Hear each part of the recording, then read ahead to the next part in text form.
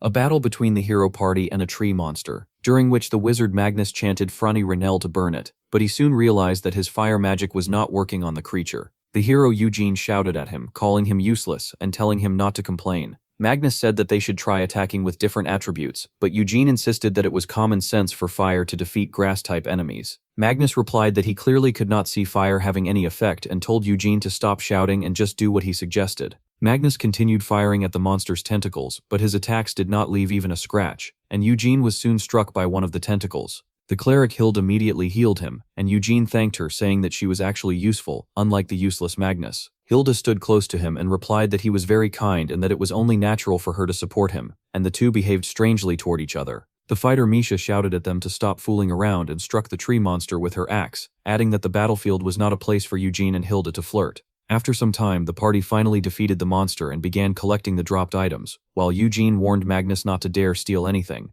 As Magnus picked up the items, he thought about how his third-level fire magic had not worked even once. In the kingdom of Lextia, people learned that the heroes had returned and were overjoyed. The hero party celebrated at a restaurant where they were told to eat as much as they wanted. Misha ate fruits of strength, dexterity, and perception, checked her status, and found that all three attributes had increased, which made her very happy since the fruits also tasted good. Magnus thought eagerly about eating his share, but most of the fruits were distributed between the hero Eugene and Hilda. Magnus felt disappointed, thinking that healing magic was their lifeline, and then learned that the remaining fruits of magical power were also being given to Eugene. Shocked, he wondered why they were keeping everything for themselves. Eugene grew angry and said that it was obvious because Eugene was the hero with exclusive skills. Hilda agreed, adding that Magnus was of no help, and that those who did not contribute did not deserve to eat. Magnus clenched his fists in anger and wondered if he could have contributed if he had been allowed to try other attributes. Eugene said that accepting Magnus into the party had been a mistake, and that he had only brought him along because he was supposed to be a genius. Hilda agreed with everything Eugene said, remarking that Magnus was the first person in history to decipher the hieroglyphics containing the words of God.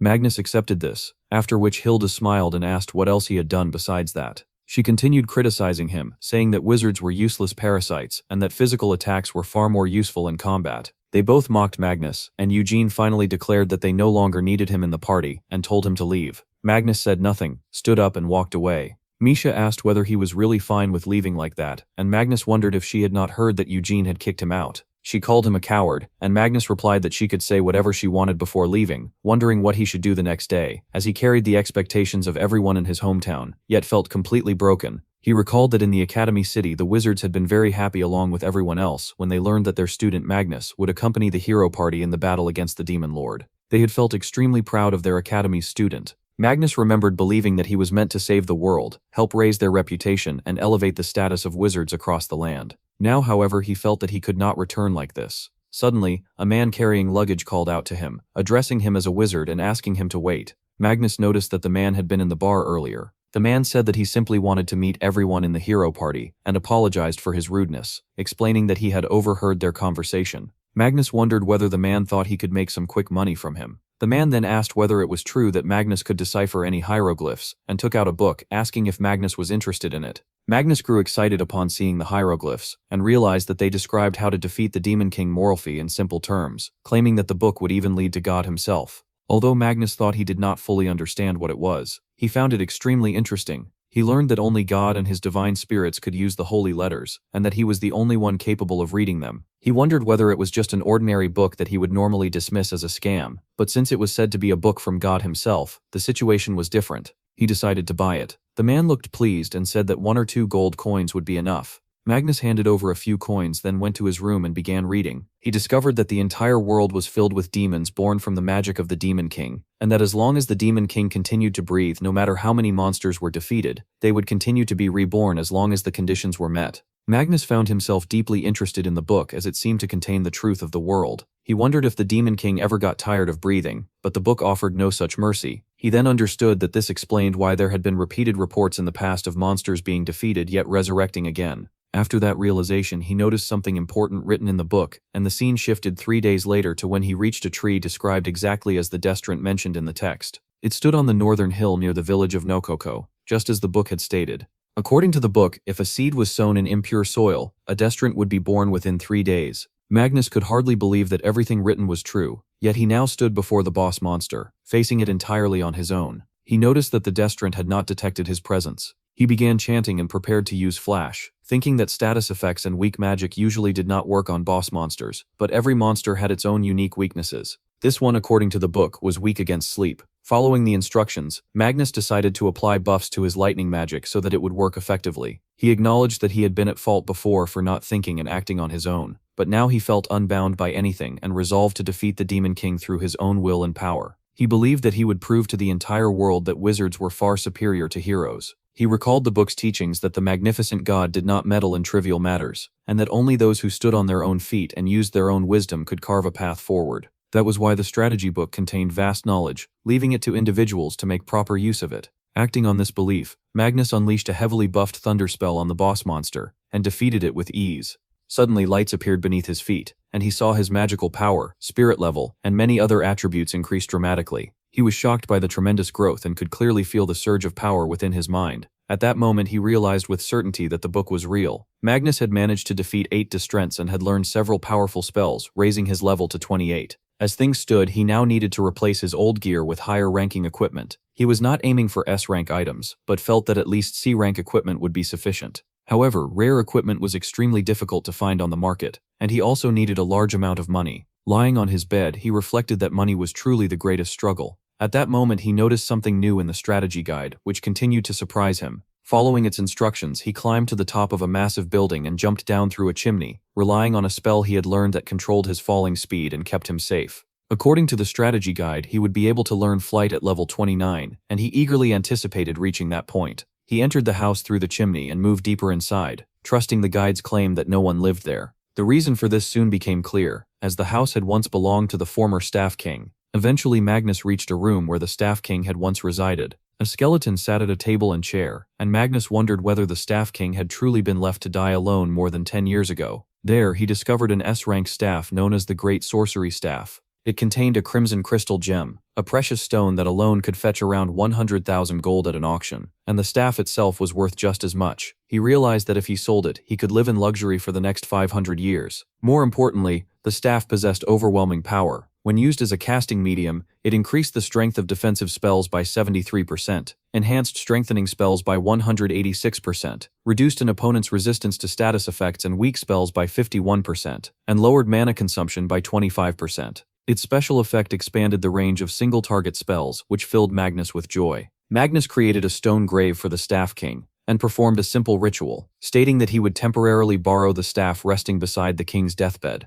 He vowed that once he defeated the Demon King and saved the world, he would return and bury the staff with its rightful owner. After that, Magnus continued using the strategy guide to locate and collect items throughout the royal capital, making sure to target only evildoers and those who had acquired their wealth through wrongdoing. During this time, he gathered several useful pieces of equipment, and also rescued a few girls from prison. They thanked him repeatedly, explaining that without his help they would have been sold into slavery. When they asked for his name, Magnus hesitated, feeling unable to refuse their earnest request, but ultimately replied that he did not usually give out his name and suggested that they should just leave. He began running, thinking that helping people was fine, but drawing attention through looting was not. Although they called after him to wait, Magnus continued on, believing it was better to keep his identity hidden. Once they had all escaped, Magnus hoped that he might meet one of them again someday, though he knew that was a story for another time. By then he had collected a total of 10 C-rank magic staves. He wondered if heroes were supposed to feel this guilty about theft, or if that was just the price of having a conscience. Magnus examined everything carefully, wondering which items he could use himself and which ones he could sell quickly for money. He noticed an A-rank weapon, the Blue Thunder Sword, and realized that even C-rank items rarely appeared on the market. He knew that selling too many items at once would draw unwanted attention, something he wanted to avoid, so he considered carefully when, where, and how much he should sell. He then consulted the book, thinking that he needed to find a merchant he could trust, preferably someone from a large company that handled expensive goods. Through this he learned about the Melm Company.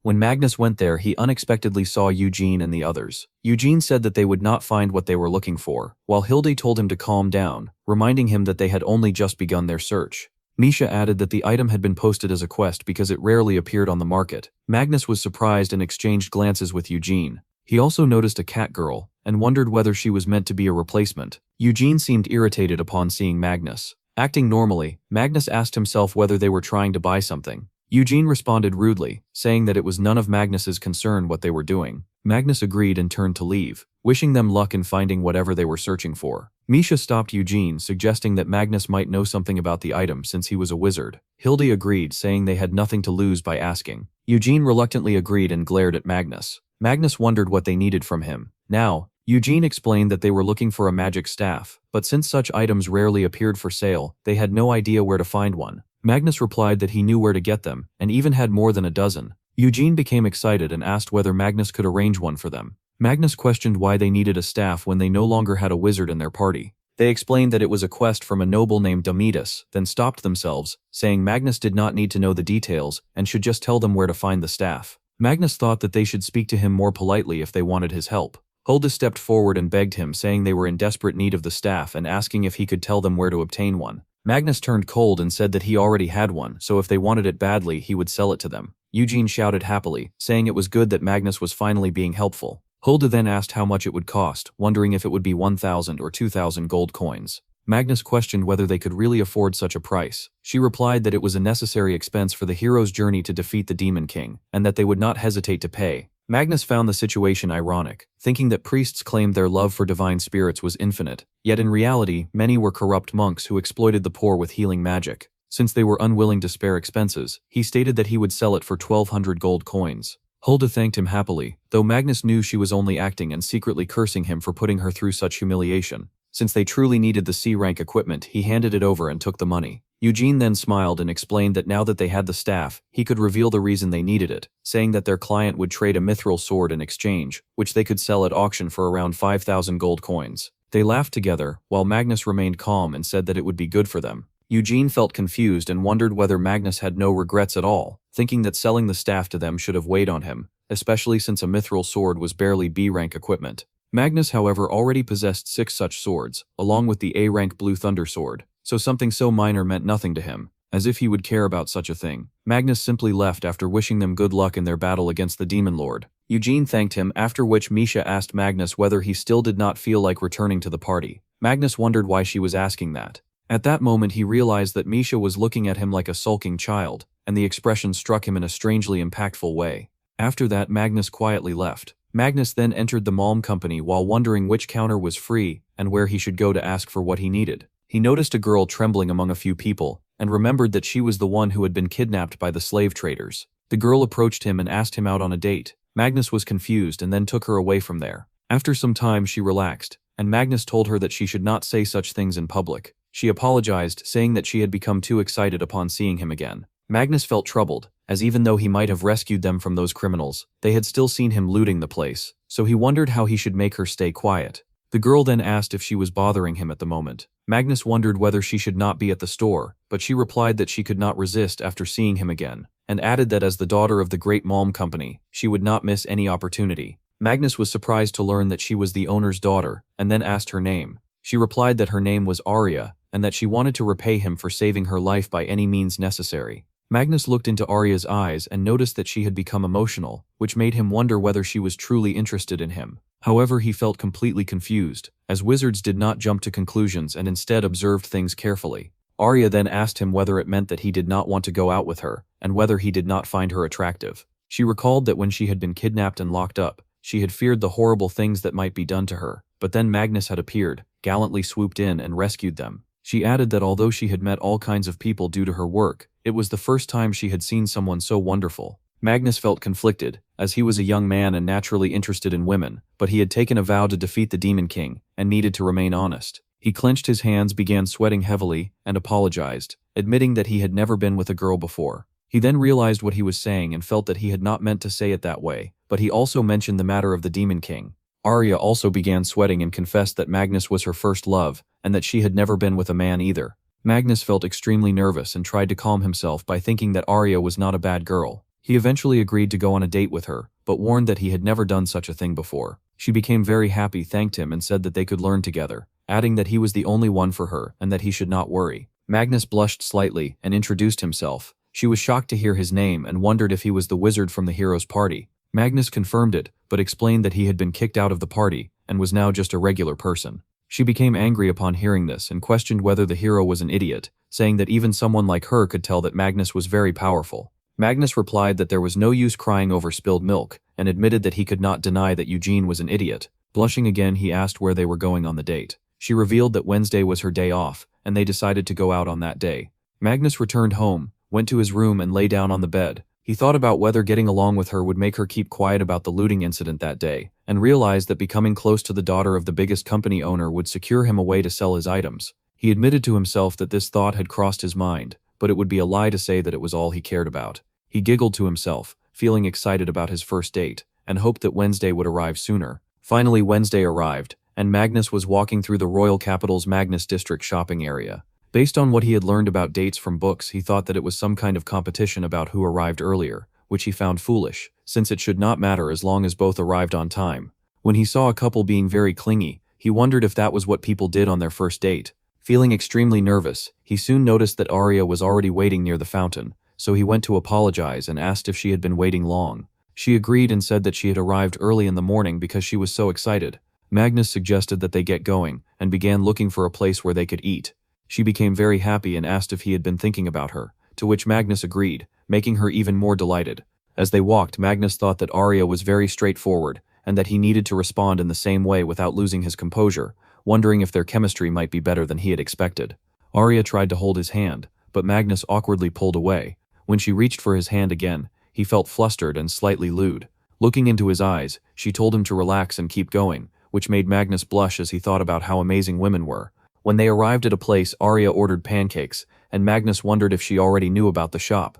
She denied it, saying it was her first time there, and remarked that Magnus seemed to know a lot. Magnus disagreed, explaining that he had simply found the place while looking around, and had decided to bring her there. When the waiter brought their order, Arya looked very happy to see the food. Magnus understood that it was a hidden gem known to a few, popular but not as crowded as the famous places, which worked out well since they did not have to wait in line. As he tasted the food, he thought that the runny yolk made it even better, and that the rich buttery flavor paired perfectly with the salted bacon. He then asked Arya how it tasted, and she replied while eating that it was really good. She explained that the sweetness of the apples and the acidity of the berries complemented each other perfectly, and went well with the fluffy pancakes. Magnus asked if she wanted to try some of his food, and she agreed, which made him glad that he had put effort into finding the place. After eating, they went outside, and Arya revealed that it had been her first time eating it so far. Magnus was pleased to hear that she liked it. She then teased him by asking where he would take her next, grabbing his hand again, which made Magnus notice how soft she felt. They spent the whole day eating and having fun, and later that night as they walked together she thanked him for everything. Magnus was happy to hear that she had enjoyed herself. She suggested that she should properly thank him, and Magnus wondered if the date itself was not already thanks for saving her. She replied that it was a thanks for the thanks. Then she stepped in front of him, asked him to go on another date, and suddenly kissed him, revealing that it had been her first kiss. Blushing deeply, she quickly ran away, leaving Magnus stunned as he thought about how soft her lips had been. Afterward, Magnus looked at his book and silently thanked it, believing that his date had gone smoothly.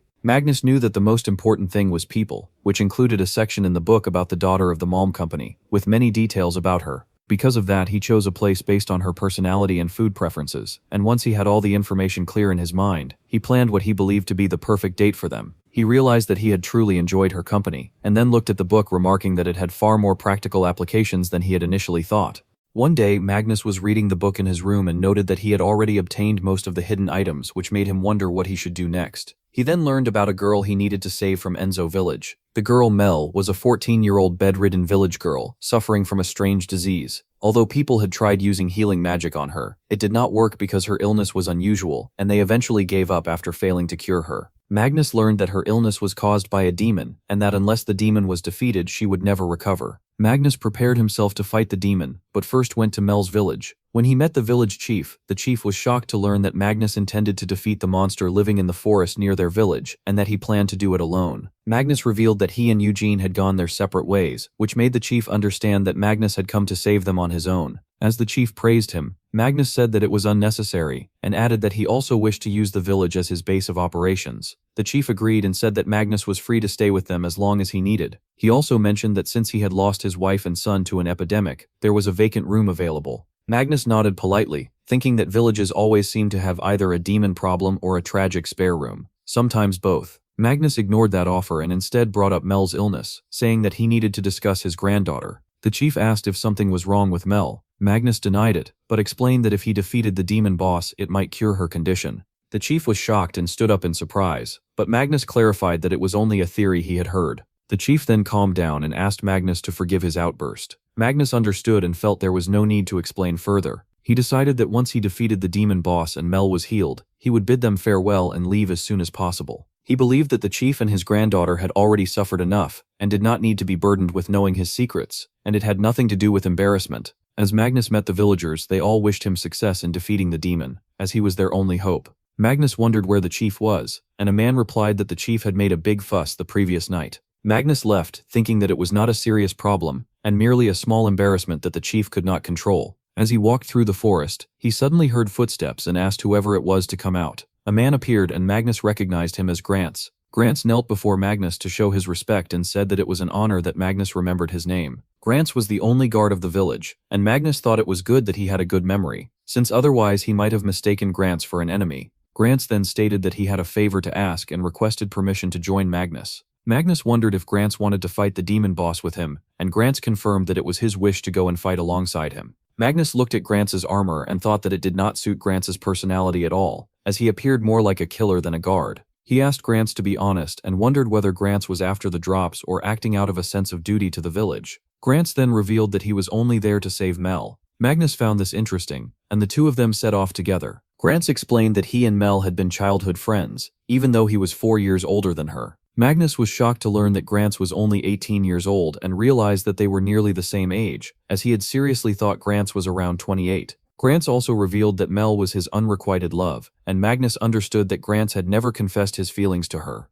Grants admitted that he was not afraid and knew he was not the most attractive man, but he still wanted to be someone who could protect her, which was why he had left the village to train as a warrior. Magnus was surprised and impressed by Grants. Grants expressed deep concern for Mel, and said that the moment he heard about her illness, he could not simply stay behind. Magnus warned him that the task was very dangerous, and Grants replied that he was already aware of that. Magnus then revealed that he was a wizard and would not be able to protect Grants during the fight. Grants responded that it would not be necessary, as he intended to be Magnus's shield instead. Magnus was surprised to hear this, and Grants added that he would gladly trade his life to save Mel, which was the very reason he had honed his swordsmanship until then. Magnus respected Grants's resolve and thought that although he usually acted based on reason and logic, he could sympathize with Grants's desire, which was why he did not want Grants to die. Magnus then suggested that they hold a strategy meeting, and while explaining his plan he inferred from Grants's skills that Grants was likely a level 7 to 9 warrior. Grants agreed and remarked that Magnus could also use status appraisal. Magnus replied that he was only making an educated guess, explaining that as a level 28 he could confidently say that a level 7 or 9 vanguard was still quite impressive. However, he pointed out that their enemy was level 19 and said they would see how Grants performed in battle. As they moved forward they suddenly heard a sound and went on guard. When the monster appeared, Magnus identified it as a forest giant.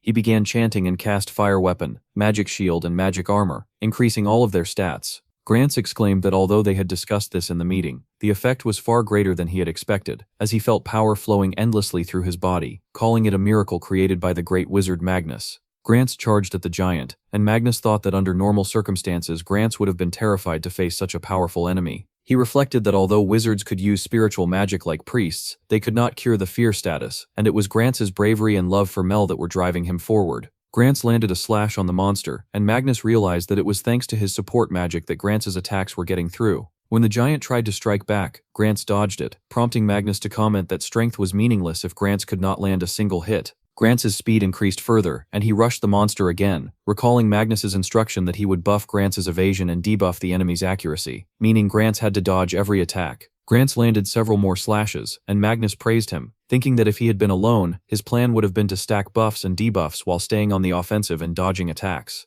Because of Grants, however, the time needed to defeat the monster was greatly reduced. Magnus then realized it was his turn, and remembering from the strategy guide that the monster's weakness was fire, he chanted and unleashed a heavily buffed fire spell, burning the monster down. After the attack, Grants was severely injured, but Magnus remained calm, knowing that he had placed a magic shield over him. He reflected that if he had not buffed Grants, Grants would probably have died instantly. He then told Grants that they should head back since they had defeated the monster. When they returned to the village, everyone happily welcomed them and expressed relief that they were safe. Some villagers scolded Grants, asking when he had sneaked out, and saying that they had been very worried. They also questioned whether he had been holding Magnus back. A lady intervened and asked everyone to calm down, pointing out that the most important thing was that both of them were fine. A girl approached Magnus and shyly touched him, blushing deeply. Soon, a few more girls gathered around him, making Magnus feel embarrassed and flustered as he wondered whether they believed they would receive some kind of blessing by touching him. He then noticed children nearby pretending to be monsters, screaming loudly and stomping the ground, and for a split second he thought it was unsettling how accurate it was, considering those were the same sounds the real monster had made right before dying, which made him think that it resembled the monster's final moments.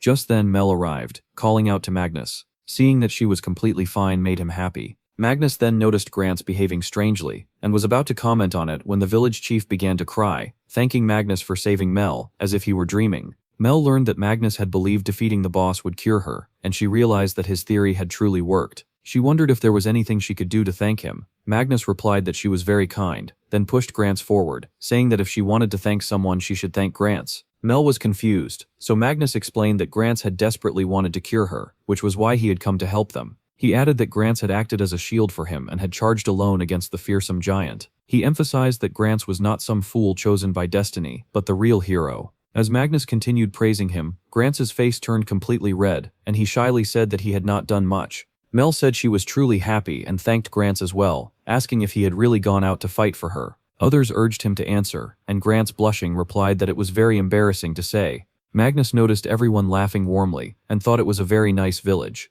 Finally Mel stepped forward, held Grants's arm, thanked him and said she was glad that he had fought for her. Magnus understood that Mel had spoken as if they were merely friends, and he guessed that the odds had been stacked against him from the start. He accepted that there were things they could do and things they could not. He decided that he should return to Laxtia on his own and meet Arya first without delay. The entire village hosted a party, enjoying drinks and dancing to their fullest. Magnus ate with them and several girls approached him, sharing their food, especially fruit wine. However, Magnus declined, explaining that he could not hold his liquor at the moment. Another girl asked if he would like some raspberry juice instead. The village chief approached Magnus and said that he wished to repay him, though he feared that their rural village had nothing worthy to offer. Magnus thought that he truly did not want anything from them, and that forcing the villagers to gather money would leave a bad taste in his mouth. Since he was not worried about money, he stood up and said that he had already received his reward. The village chief asked what reward he had received, and Magnus replied that he had obtained the drop item from the boss monster, which was more than enough for him. Hearing this, the village chief bowed deeply in respect. Deep down, Magnus knew he was lying just to make them feel better. When he had taken the quest, he had researched the forest giant using a strategy guide, and learned that it had a 78% chance of dropping a rare item called the Fierce Forest Heart, which was his true reward. He remembered the moment he found it, and went to show it to Grants, who wondered whether it had come from his shield. Magnus realized that he himself had no immediate use for it. He understood that if he searched for a blacksmithing shop throughout Laxtia, he would eventually find what he needed, but this saved him the trouble. Magnus patted Grants on the back and said that he had been very helpful. Grants looked confused, so Magnus explained that since he now had both the veteran shield piece and the Fierce Forest Heart, he could craft a magic item that would be useful on his journey to slay the Demon King. Grants remained calm and said that he did not fully understand what Magnus meant, but he was honored to have been of help. Magnus stopped explaining further, and while reading his book, remarked that all that remained was to find the mysterious blacksmith. He then noticed the list of important people and learned about the master blacksmith of mysteries, Basilf. When he returned to Laxtia, Magnus went straight to Basilf's house and knocked, wondering if he was there. When he received no response, he grew irritated, thinking that he had left his date with Arya early, so Basilf had better be present.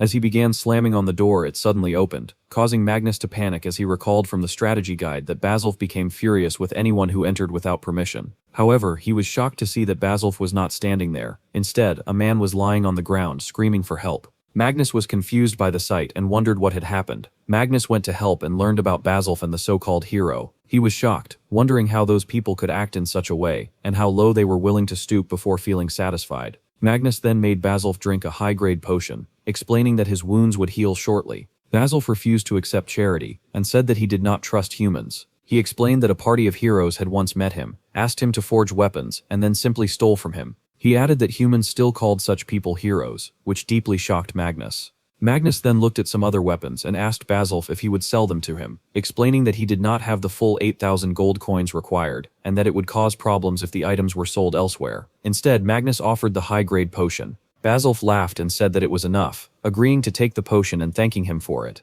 Magnus introduced himself as the Wizard Magnus. Now that Basilf had taken the potion, he prepared himself and asked what Magnus needed from him, adding that he had not expected a wizard like Magnus to require a spear. Magnus laughed and stated that he knew Basilf was a top-notch blacksmith, which was why he needed him to forge a magic item. However, he mentioned that he was expecting a bit of a discount, roughly worth one high potion. Basilf laughed and agreed to give a discount equivalent to the second high potion. Magnus felt that Basilf had gained quite a belly, but Basilf replied that it was beauty, adding that he used to be quite the heartbreaker in his younger years. He further said that he would love to take up Magnus's request, but there was one major problem, as the hero had stolen his beloved hammer as well. Magnus wondered if Basilf could not simply use a different one. Basilf replied that he was a master blacksmith, and that any tool would be fine for ordinary work. But when it came to crafting a magic item, it was a different matter, as it required a hammer made of mana-conductive metal, which meant it had to be made of mithril or adamantite, otherwise the magic items would turn out poorly. Magnus understood and then looked into the book, wondering whether Basilf liked to complicate things for him. After finding something, Basilf wondered what the book said.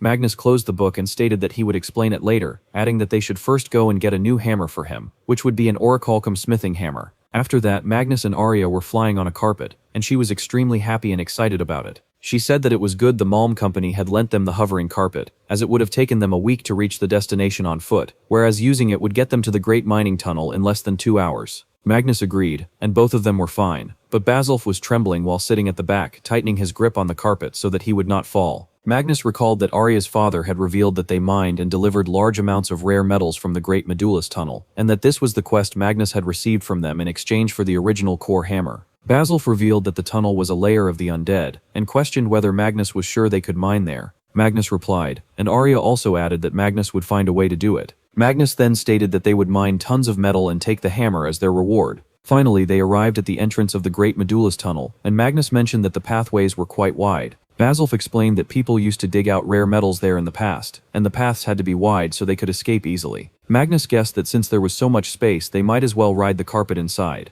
Basilf grew worried, wondering if they were really going to ride that damaged piece of fabric again. Magnus knew that Arya with her thin legs would find walking in such a place very difficult. Arya, feeling happy, hugged him and said that he truly cared about her. Basilf then agreed as well, stating that they should just do whatever Magnus wanted. As they were flying on the carpet through the tunnel, Magnus noticed that an undead army was standing in front of them. Arya immediately panicked at the sight of them as they began to approach. Basilf stated that it was the result of human greed, explaining that those who failed to ascend to heaven were cursed to wander the cave for eternity. Magnus thought it was impressive how greed managed to follow people even after death, as if the afterlife had forgotten to install an exit sign. Magnus noticed that there was a dwarf among them as well, but Basilf looked away and remarked that it was just a human pipsqueak. After that, Magnus began chanting and attacked them with a mana bolt, leaving Basilf utterly shocked to see that Magnus had wiped them all out with a single spell. Arya, overjoyed, clung to Magnus and said that he was truly amazing. They continued moving deeper as Magnus kept attacking and destroying the undead along the way. Basilf praised Magnus, stating that he was indeed a very formidable wizard. Just then, Arya noticed more undead approaching and clung to Magnus, asking him to save her.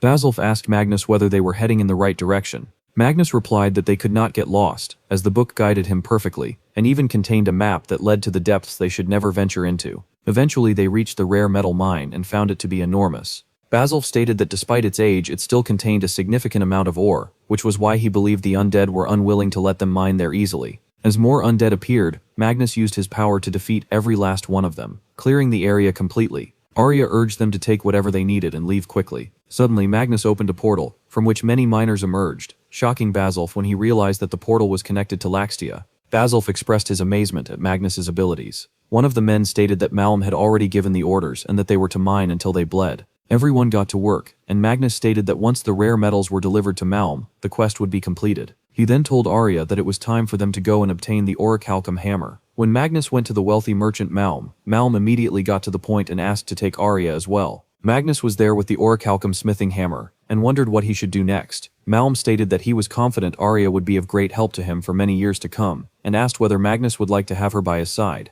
Magnus replied that he was already aware of her charm, but he felt it was a case of like father, like daughter, and he did not know whether they were being too quick in making such a decision, or simply too bold. Arya stated that Malm could not do something like that because Magnus was on a journey to slay the Demon King, and as someone who deeply loved him, she did not wish to become a burden to him. Malm agreed, saying that if the Demon King destroyed the world, he would not be able to make any money anyway, and he apologized for saying something so foolish. Magnus told him not to worry about it, and reflected that he was truly fortunate to have someone like Arya by his side. The scene then shifted to a week later, when Magnus went to Basilf to ask about his order. Basilf said that Magnus had arrived at the perfect time and invited him inside, showing him the fruits of his labor that had finally been completed, adding that he could not wait to show them to him. He stated that Magnus would surely love it, as it was his masterpiece. Magnus remarked that Basilf must have put a great deal of effort into it for him, Bazalf then showed him the creation, leaving Magnus shocked and delighted to see the golem. Bazalf stated that it was his pride and joy, and revealed that he had already engraved a name on it, which was Greativus.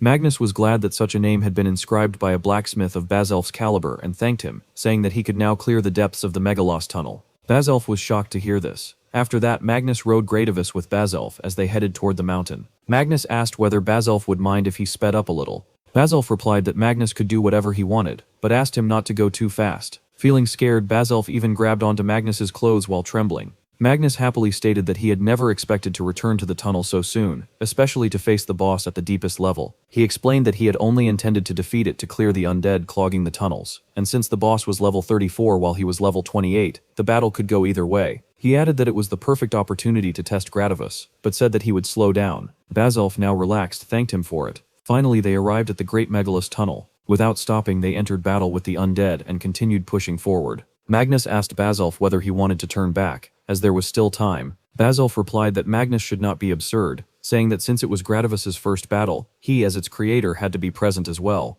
Magnus wondered whether Bazalf understood that it was a risk to his life, but he realized he could not afford to worry about him and had to focus on the battle. Bazalf agreed, stating that he would not get in the way of Magnus's fight. Magnus praised him, calling him an exemplary blacksmith. They eventually reached the depths of the tunnel and encountered a giant skeleton monster. Bazalf stepped back and remarked that it was truly enormous. Magnus warned him not to come any closer under any circumstances. Magnus noticed a black fog which he identified as miasma, and recalled from the strategy guide that it would continuously inflict damage if inhaled and would eventually be fatal. He realized that the bone dragon was level 34, and watched as it roared, summoning a large number of skeletons. Magnus commanded Greativus to provide cover, and Greativus began striking the skeletons. Magnus understood that everything was going according to plan, as Greativus would draw their attention while he focused on the bone dragon. He began chanting and attacked with shade, but nothing happened to the boss. Bazalf called out, saying that dark attacks were not supposed to work on the undead. Magnus shouted at him to stay quiet and just watch. He then used a stone attack, snapping one of the dragon's bones, which made Bazalf happy. The bone dragon moved to strike Magnus, but suddenly grew another head, leaving Bazalf shocked as he wondered if it was some kind of immortal being. Magnus did not stop and continued attacking with shade and stone, telling Bazalf not to interfere and to let him handle it. The bone dragon grew yet another head and attacked Magnus with all of them at once, but Magnus activated a resistance effect, increasing his magic resistance and toughness through his A-rank guardian angel ring. Magnus stood firm and declared that he would not go down, using shade on it once more. Bazalf was completely confused, wondering what Magnus was thinking. Magnus explained that he had told Bazalf to watch because shade was a spell that consumed the opponent's mana. Since the skeleton monster was summoning skeletons and regenerating its heads while taking 3 direct hits from his spells, it had nearly exhausted its mana. Magnus then used a stone attack to break one of its heads and cast shade again, clearing the black fog completely. He stated that the boss could no longer summon another wave of skeletons or regenerate its heads. Magnus then launched his final assault using stone attacks several times until the boss monster was finally defeated. After the battle, all of Magnus's stats increased along with his level, raising him to level 30. After all those events, Magnus went back to his room and felt genuinely happy that he had become stronger, and had also obtained the rare S-rank item he had always wanted. However, he knew that he still had a very long way to go, and the higher his level became, the harder it would be to level up. Reaching level 30 or above was essentially entering the realm of legends. Magnus wondered why there was no easier way to grind levels. As he read the book, he understood that bone dragons were not native to Loxida, so he could not farm them for experience, and he would have to slay 10 million skeletons just to increase a single level. If he managed to slay 3,000 of them in a day, it would still take him around 15 years to gain 1 level. He was extremely frustrated, but he continued reading the book, thinking that it was best to stop complaining and focus on completing the subquests. The main quest was to defeat the Demon King, but there were many other incidents and tasks labeled as subquests. These included requests from people to defeat vampires, investigate the Bunevia cave, and even obtain EX potions. Magnus understood that many people had fallen victim to cursed items, all because of the Demon King, and he decided to help them one by one, knowing that he would gain experience and rewards along the way. The scene shifted to Narsai's residence, where Eugene was extremely angry with him, wondering what he meant by saying that he no longer wanted the item he had asked for. Narsai replied that he no longer needed those flowers because during the month he had been away on his travels, someone else had taken care of his needs, and thanks to that person he had already completed his research on the flowers. Eugene grew even angrier and stated that he was a hero who was busy with many other matters, yet he still took the time to search deep inside the Bunevia cave, so Narsai should be thanking him as well. Misha looked at him in confusion, wondering what he was even talking about, since he had completely forgotten that if Hildy had not spotted the item while exploring the cave, Eugene would not have picked it up at all. Eugene, now furious, shouted at Narsai and demanded to know who that person was. Narsai calmly replied that it was the most magnificent wizard, Magnus. Hearing the name of such a wizard made Eugene's anger double, as he considered him useless. However, Narsai continued praising Magnus, saying that if Eugene had asked him, he would have found Magnus to be much faster and more efficient compared to a hero like Eugene. Eugene slammed his hand on the table, warning Narsai not to mess with him and questioning how a wizard like Magnus could ever be better than a hero. Narsai replied by asking whether Eugene would mind explaining how Magnus had managed to do it faster. Enraged, Eugene struck the table again, breaking it, and declared that heroes never made excuses. He then drew his sword and asked Narsai if he even understood the consequences of provoking a hero. Misha thought that Eugene was becoming too violent again, and ever since Magnus had left, violence seemed to be the only thing Eugene knew how to resort to. Narsai then stepped forward and asked whether Eugene understood the implications of threatening a family of scholars who had served the royal family of Laxtia for 7 generations, adding that he would gladly arrange a meeting with the king if Eugene so desired. Eugene was startled by this, and Hilda intervened to calm the situation, saying that Narsai seemed to have taken Eugene too literally. Eugene apologized to Narsai for going too far and asked him to forget about it, claiming it had only been a joke and suggesting that they return things to normal. Narsai suddenly burst into laughter while Eugene broke into a cold sweat and thanked Narsai for understanding. Misha looked at Eugene, hoping that he would learn something from the entire mess. After they left, Eugene was still furious and muttered that Magnus should not think that everything was over yet. Suddenly, a small child accidentally bumped into him while playing with his friends and apologized. However, Eugene, blinded by rage, kicked the boy, sending him crashing into nearby objects and severely injuring him. Misha rushed to check on the child and realized that he had lost consciousness, then asked Hilda to come and heal him. She noticed that the surrounding people were staring at them angrily and wondered whether Eugene was really supposed to be the hero who would save the world. The crowd began murmuring, saying they had heard from a weapon seller that Eugene paid almost nothing for the items he bought, calling it outright theft. Someone else revealed that his cousin ran a restaurant, and that the hero's party had not paid their bill for over a month. Another person mentioned that his friend had once been beaten by hero Eugene simply because Eugene thought he was ugly, calling his actions extremely cruel. In contrast, the people began praising Magnus, calling him a wonderful person. One man revealed that his wife had suffered a serious injury, and that Magnus had obtained an EX potion to save her. A woman said that Magnus had exterminated the vampires haunting her hometown, for which her mother was deeply grateful. Others stated that Magnus was also the one who had slain the skeleton monster in the Great Megalos Tunnel, eliminating the undead there for the first time in centuries. A man added that the king had learned of Magnus's exploits and offered him a noble position, but Magnus had refused, saying that he could not stay and serve a single country because he was on a journey to defeat the Demon King. The people felt that Magnus was nothing like Eugene, and they could not even tell which of the two was truly meant to be the hero. Misha was shocked, realizing that Magnus had been doing extremely well after being kicked out of the party, and now that he was free, nothing was holding him back from helping others. She admitted to herself that she missed him and felt glad to hear that he was doing so well. Eugene stormed over angrily, questioning how a wizard could ever be better than a hero. Misha wondered what he was even thinking. Eugene's hands trembled as he declared that he only needed to do something more amazing than Magnus, and then everyone in the city would know who was truly superior between them. After saying this, he left. Misha then thought that she was glad that because of Magnus, Eugene was at least motivated, and perhaps he would finally start acting like a hero. The scene then shifted to Narsai's house, where he received the items he had requested from Magnus, and thanked him for everything. Magnus replied that it was actually thanks to Narsai's quest that he had been able to help so many people with their problems, and that he should be the one thanking Narsai instead. Smiling, Narsai said he was glad to hear that and hoped they could continue working together in the future. Magnus remarked that Narsai was starting to sound like a merchant. Narsai ignored the comment and asked Magnus to look at the contents of the scroll, revealing that the hero party had left the royal capital to slay the Delvin Burough. Magnus was shocked to hear this, as Delvin Burough was the Demon Fist general, whose castle was located on Death Mountain at the border of the kingdom. Delvin Burough was one of the 8 demon generals under the command of the Demon King, and was around level 40. Narsai was certain about this because Eugene had been loudly boasting to many people that they would charge at him, and it had become a popular topic of discussion around 3 days earlier. Magnus was deeply angered by Eugene's recklessness, as Delvin Burough possessed a special ability that could bind fists and restrain up to 2 people at once, an ability that did not work on those at level 32 or higher. Magnus had only just reached level 32 after completing the subquest, and did not believe that the others had leveled up nearly that much, meaning they were almost certainly heading toward their deaths. He clenched his fists, thinking that if this had already happened in the past and they had been annihilated, he would have simply prayed for their souls and moved on. However, since this was still happening in the present, he realized that if he left immediately, he might still be able to save them. At the same time, when he thought about the past, he found himself conflicted over whether he should even try to save them at all. Magnus was planning to reach level 34 as a start, and had still not achieved the level he truly wanted, so he questioned why he should take such a risk. He felt irritated with himself, wondering when he had become such a good person. He apologized to Ramsay, explaining that he had urgent business to attend to, and excused himself to leave.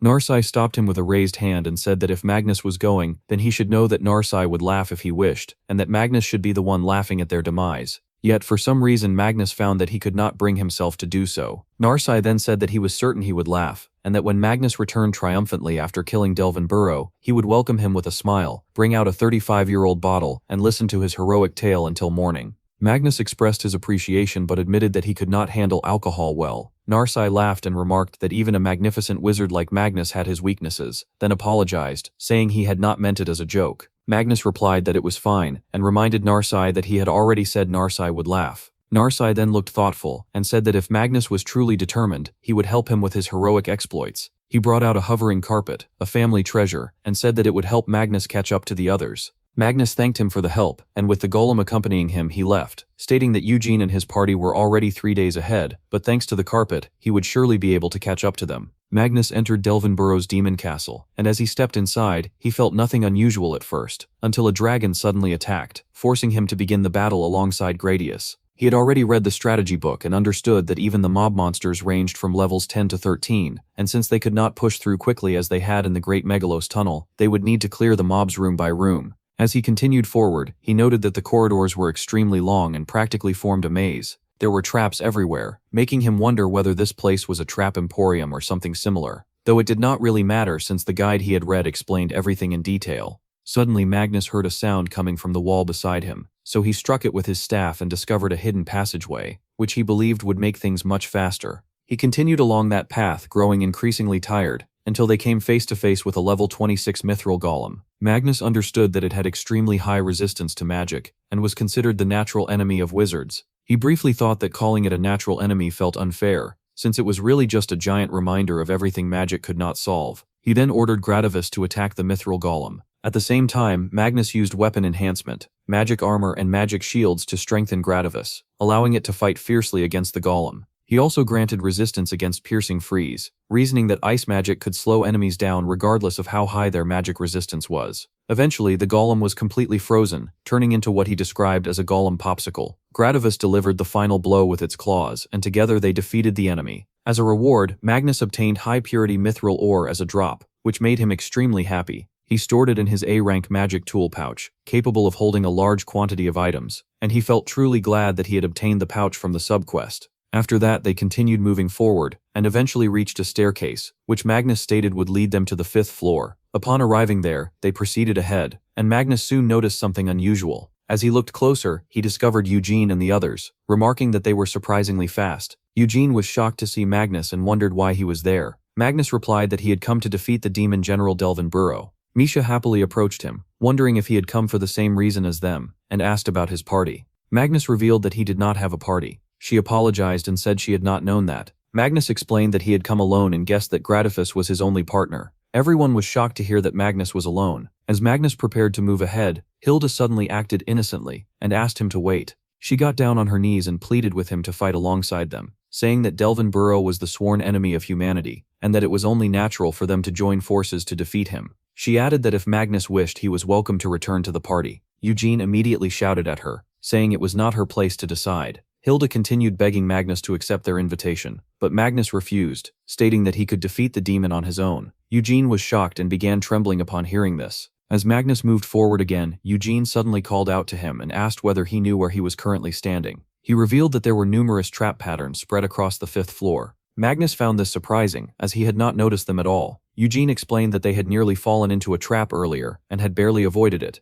Then suddenly, he pressed a button, causing the trap beneath Magnus to open, and Magnus fell into it. Eugene laughed cruelly, telling Magnus to remember that wizards were no better than heroes. As Magnus continued falling into the trap below, Magnus reached the bottom of the pit without any injuries, and was irritated that Eugene had really put him in danger that time. However, Magnus was also pleased and remarked that being dropped there was actually good for him, as Gradius had pressed the switch and left him trapped when he could not open it. He eventually found the magic item necessary to attack Delvin Burough. After that, Magnus began chanting his power and used flight to return to the top. Meanwhile, Eugene and his party reached the top floor of the castle, which was Delvin Burough's room, where Delvin Burough appreciated them for coming so far. Eugene angrily stated that he did not want such empty words. Delvin Burough responded that he was genuinely praising them because their party included a level 22 fighter and cleric, a level 20 martial artist, and a level 19 hero. He added that he truly did not understand how a group of weaklings like them had managed to come so far. Eugene became furious, wondering whether Delvin Burough was calling them weak. Delvin Burough stated that he had said those things because of their low levels and stats, adding that they were merely lucky winners chosen by fate as heroes at that time.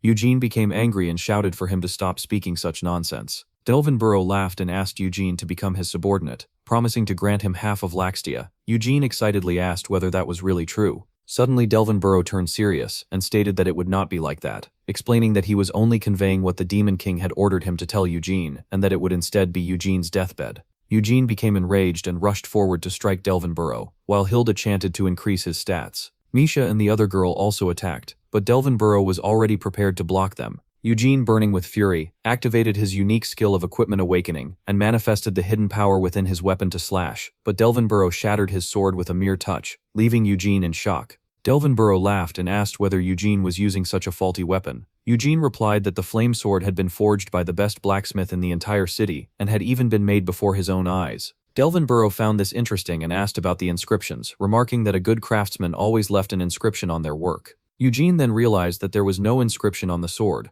Delvin Burough laughed loudly and stated that he knew it was a faulty item. He then broke Misha's equipment and struck the cat girl as well, stating that once someone surpassed level 30, attacks without magical power stopped being effective, and strictly warned them to remember that. Misha wondered how, despite everything they had done, Delvin Burough remained completely unscathed, and realized that his defenses were abnormal. Delvin Burough remarked that their party lacked a wizard and was truly unbalanced. Noticing that Eugene was zoning out, he struck him, flicking him with a finger and sending him crashing into the wall, leaving the others in shock as Eugene was severely injured. Hilda rushed to heal him, but Eugene grabbed her hand and asked her to run away with him, saying she was all he had left and should escape from there. The two of them then began running away. Misha and the cat girl were left behind, and Misha was stunned, wondering if Eugene had always been such a spineless coward. Delvin Burough laughed brutally and questioned whether Eugene could even be called a hero, adding that he was not being toyed with anymore. He then stated that since only the three of them remained, he would devour them both. As he moved his hand toward them, several openings formed, and teeth, tongues, and mouths appeared. Delvin Burough stated that his binding fist rendered anyone under level 32 useless. One of the tentacles entered her body, and she begged him not to lick or bite her there, screaming for him to stop. Misha was horrified by the sight. After a while, the hand continued to approach, but she suddenly collapsed, and Delvin Burough remarked that he had already said resistance was futile. Misha was terrified, feeling that she could not endure it anymore, and desperately wished for someone to come and save them. As she cried, she suddenly noticed that the hand had stopped. Delvin Burough looked toward the gate, wondering who had arrived. Magnus had appeared, leaving Misha shocked. Delvin Burough was also stunned to discover that the wizard standing before him was level 32.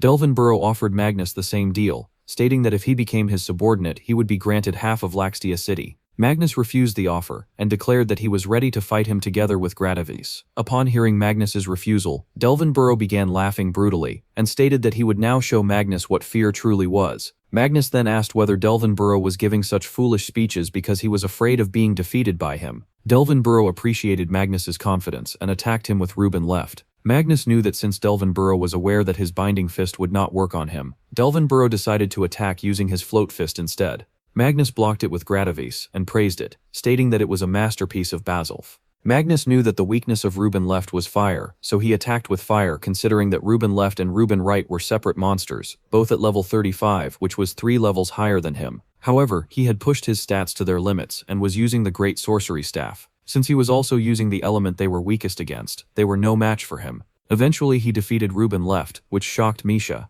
Delvin Burough became interested and stated that he could not take Magnus's offensive spells lightly. Magnus replied that if Delvin Burough found it surprising, he should wait and see more. Magnus then used his magic pouch to store his sword, took out another one, and made the defeated Reuben left fight on his side. He knew that it was a bone dragon drop he had taken out, and that it would help him now. Delvin Burough was surprised and remarked that Magnus still had an ace up his sleeve. Magnus spun the staff and realized that it continuously drained MP, meaning an ordinary wizard would not last more than a few hours, but he himself could last an entire week if he wished. Delvin Burough ordered Reuben Wright to leave the cat girl and attack, stating that a weakling like her was hardly worth lifting a finger for. The two fists clashed in battle, and Magnus observed that the twin monsters were evenly matched, though the left had slightly turned the tide. At that moment Magnus increased his strength, toughness and agility and froze Reuben right, stating that he had studied it and knew its weakness was ice. After defeating Reuben right, he made both of them fight on his side and declared that it was now time for him to play. The two fists then struck at Delvin Burough, leaving him shocked as he stated that it was impossible, and that Magnus was merely a lowly human. Magnus then mentioned that Delvin Burough's weakness was lightning, increased his stats and chanted heavily buffed thunder magic to strike him. Delvin Burough screamed as he was slashed afterward, claiming it was not so, while Magnus calmly commented that it was not bad at all. Delvin Burough surrounded himself with fog and attacked Magnus, warning him not to underestimate him and stating that Magnus had earned the right to be called a magnificent wizard. Misha was amazed by the battle, and Hilda remarked that it was like a catastrophic clash between gods. Eventually Delvin Burough was reduced to 0 HP, yet he began laughing and told Magnus that it had not worked. Misha and the cat girl were confused and wondered whether Delvin Burough was immortal and how he was still standing. Delvin Burough said not to compare him to humans, explaining that he had removed his heart and hidden it, and that as long as his heart continued to beat he would not die. Magnus replied that he already knew this. He then took out the orb he had obtained after falling into the trap and showed it to Delvin Burough. Delvin Burough was shocked upon seeing it and begged Magnus to stop and not break it. Magnus refused again and threw it to the ground, shattering it into pieces, which resulted in Delvin Burough's death.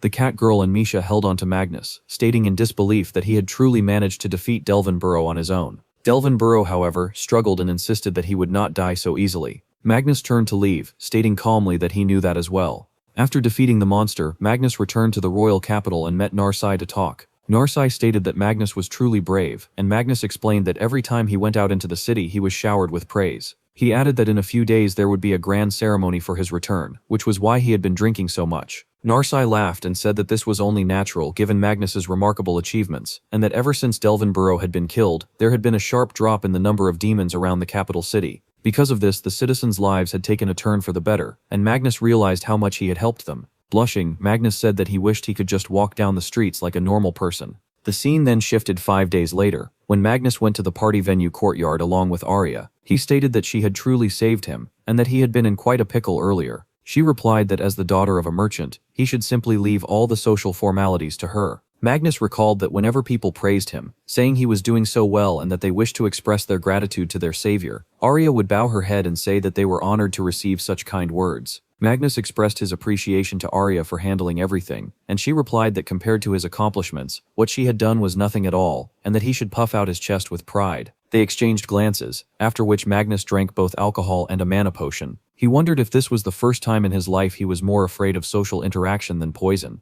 Arya then remarked that his complexion looked poor and asked why he did not rest on her lap. Magnus spat out the mana potion and felt embarrassed, but despite feeling flustered, he agreed, thinking that it would be a shame to stain such a beautiful dress. Arya blushed on hearing that, and then they noticed Misha arriving, looking cheerful in a pretty dress as she moved her hand toward Magnus. Arya stepped in between them and apologized, explaining that Magnus was currently feeling a bit under the weather, and asking Misha to come back later. Misha became annoyed and told Arya that she should leave first. The two of them stood opposed to each other over Magnus. Misha glared and asked who Arya was, to which Arya introduced herself as the daughter of the Malm Company, and asked about Misha in return. Misha revealed that she had been a former party member of Magnus. Hearing this, Arya said happily that Misha was one of those who had kicked Magnus out. Misha replied that she had realized she was wrong. Arya argued that it was already too much to forgive her, and said that she would not allow Misha to stay there. Misha then stated that after Magnus had left, she had realized how important he was to them, and that the party had barely managed to continue without him. She admitted that they had made many mistakes and said that this was why she was apologizing. However, Arya grabbed Magnus's hand and tried to pull him away, saying that he did not need to listen to Misha. Misha then grabbed Magnus's other hand as well, telling Arya that it was none of her business. Arya suddenly revealed that it was her matter, because she was Magnus's lover, which left Misha shocked. After that, Magnus, feeling irritated, forgave Misha, but Arya remarked that he was far too forgiving. Magnus asked her to calm down, explaining that it was not only Misha, but even Ramsay had once been his superior, and had bossed him around excessively. He added that he should never have associated with people like them in the first place, and that it had simply taken him some time to realize this, though he was not blaming Misha for it. Arya was annoyed by everything he said, but she eventually agreed, stating that Magnus was easy to take advantage of, and that she understood that very well. She then stepped closer, grabbed his hand and told him that until they repaid him for all the damage they had caused, she would remain by his side. She added that she could not accept a loss there. Magnus thanked her, saying that having someone who would say such things to him was payment enough in itself. He then forgave Misha and told her that she did not need to worry about it anymore. After that he gently pulled his hand away, and Misha clenched her fists and thanked him. Soon after, the king appeared and addressed Magnus as the hero, adding that they could not begin the ceremony without their main guest. He then asked everyone to welcome Magnus. At that moment, someone suddenly shouted for people to move away from Magnus. When everyone looked over, they saw the hero party along with the commander of the Imperial Guards, Tenzin, who told the king that the person standing there was not who he appeared to be, and that he was none other than Delvin Burough. Magnus responded calmly, asking what he was talking about, though it was clear that something was wrong, especially since his former party members were also present. Magnus appeared slightly pale, as if nervous that his true identity might have been exposed, but he drank a potion and stated that he was only tired. Magnus then addressed Eugene, saying that Eugene had challenged that team merely for fame, had not helped when it mattered, and was a coward who had abandoned his party and fled.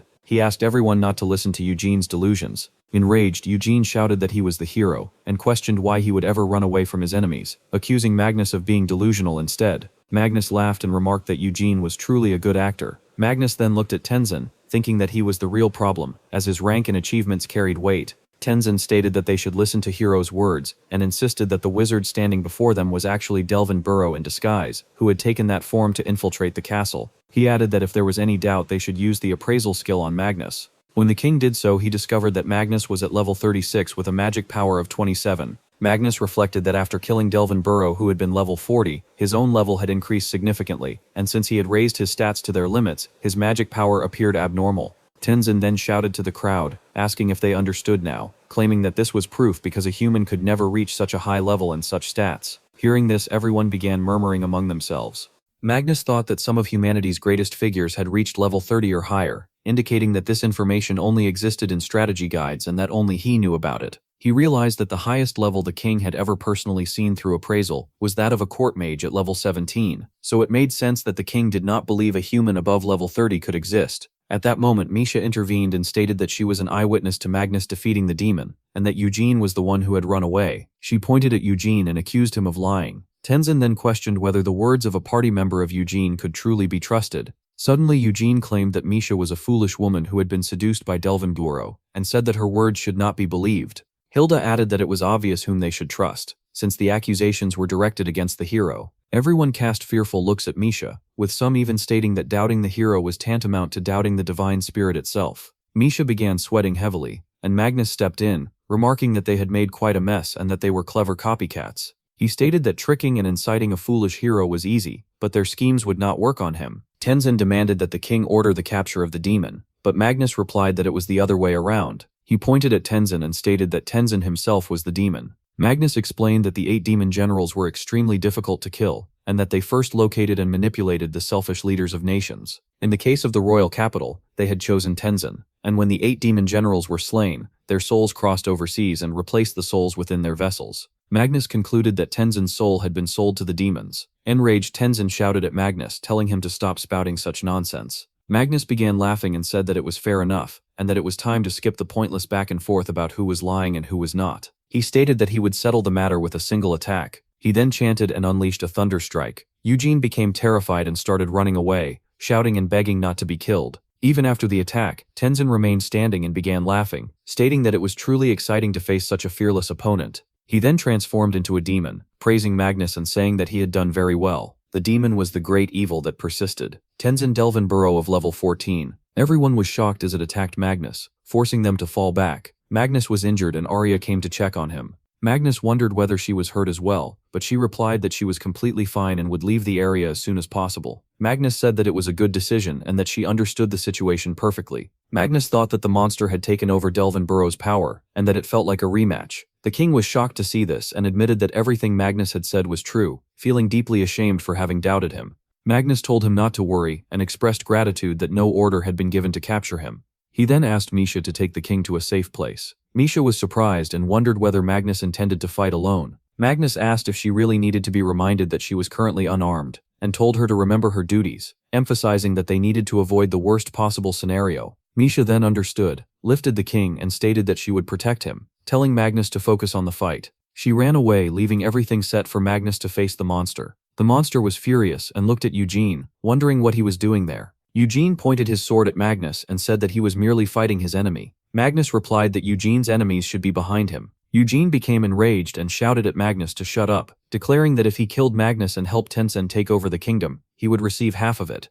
The king overheard everything. Eugene continued, claiming that Magnus was simply jealous of him, whether it was because of women, money, or power, all of which he believed belonged to him. Magnus became furious and said that while he knew Eugene was a fool, he had not expected him to fall so low. Eugene angrily demanded to know what Magnus had just said, and admitted that he had always hated Magnus's prestigious attitude. They began to fight, and Eugene enjoyed taking a single blow from Magnus, wondering whether Magnus was really just a wizard, since he was not supposed to be strong in close combat. Magnus understood this and realized that Eugene had failed to consider that he was a level 36 wizard. While Eugene was below level 20, despite being a hero, Magnus was no longer inferior to him, and his anger continued to rise. Eugene rushed forward, accusing Magnus of becoming arrogant and insisting that he was only a wizard, claiming that wizards could never be better than heroes. Magnus easily slashed Eugene, but Eugene kept coming, shouting that Magnus should die. Having been healed by Hilda, Magnus wondered what they thought they were doing and questioned whether they had forgotten that Eugene was the one who had sold his soul to demons.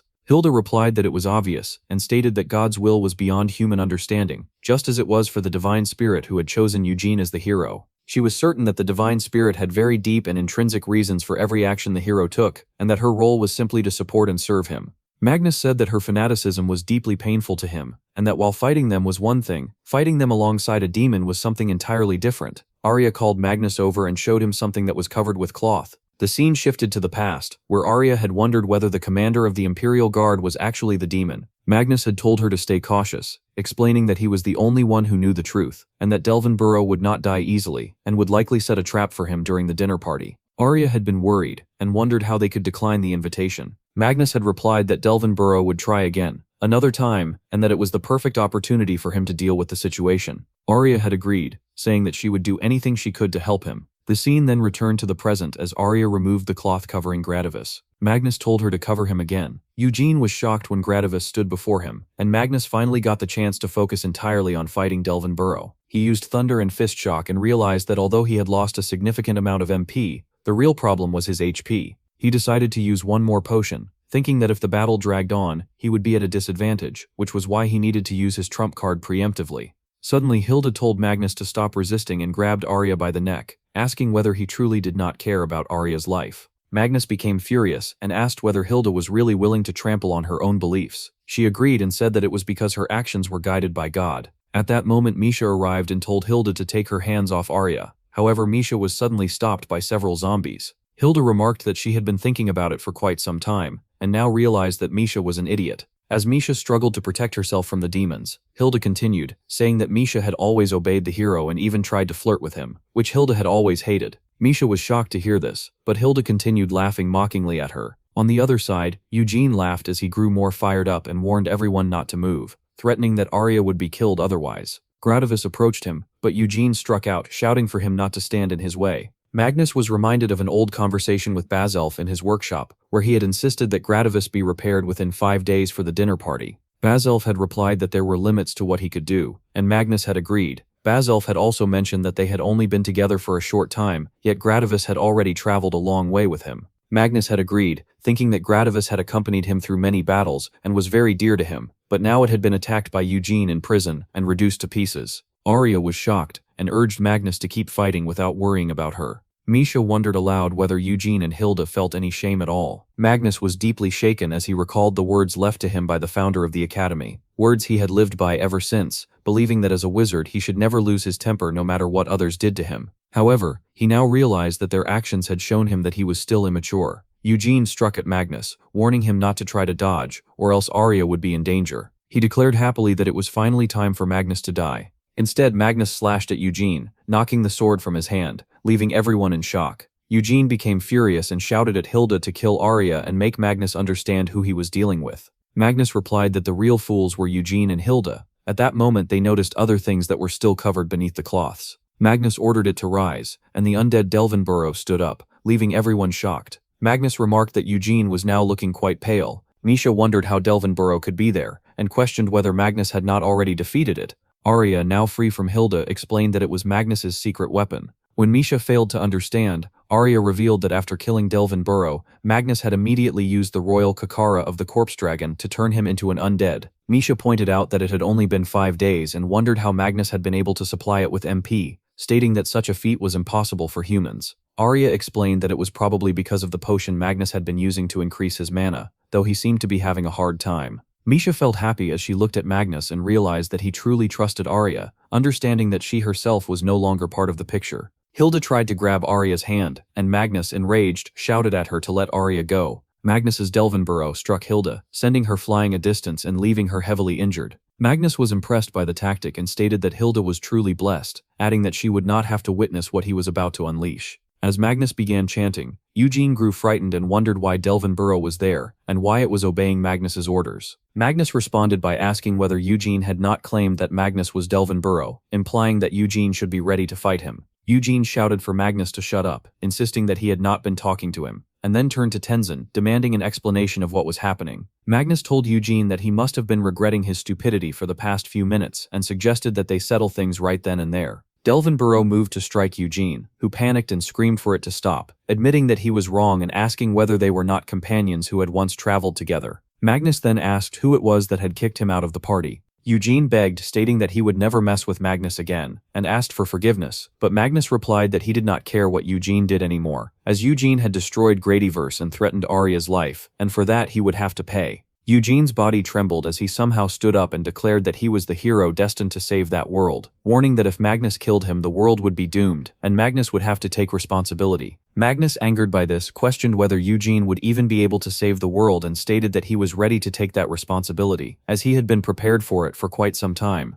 They then witnessed Delvin Burough attack Eugene and defeat him in front of everyone. Tenzin questioned Magnus, wondering whether his kind was not supposed to get angry, admitting that he had never known such a thing. Shockfist then struck Tenzin, and Magnus ordered Delvin Burough to attack it as well, stating that he still had not settled the score with Tenzin. Delvin Burough delivered heavy fist blows to Tenzin, after which Magnus decided to finish the fight by using heavily buffed thunder to enhance his attacks. He glanced at the ring on his left hand, the Delvin Burough ring, along with the twin ring on his other hand, both of SS rank. Magnus then unleashed heavily buffed fire, and combined the power of both rings to create a massive explosion around him. The others were shocked, wondering if it was a combination attack of flame magic and lightning magic. Magnus then used the Flare Burst fusion spell to strike Tenzin, and everyone was stunned by the immense pressure of that power as a massive area of ground was destroyed while Tenzin was defeated. Magnus himself was shocked and remarked that Tenzin might have been right, and that perhaps they did not get angry without reason. Suddenly, Arya hugged Magnus, relieved and happy that he was safe, while the others rejoiced, grateful that they had all been saved by him.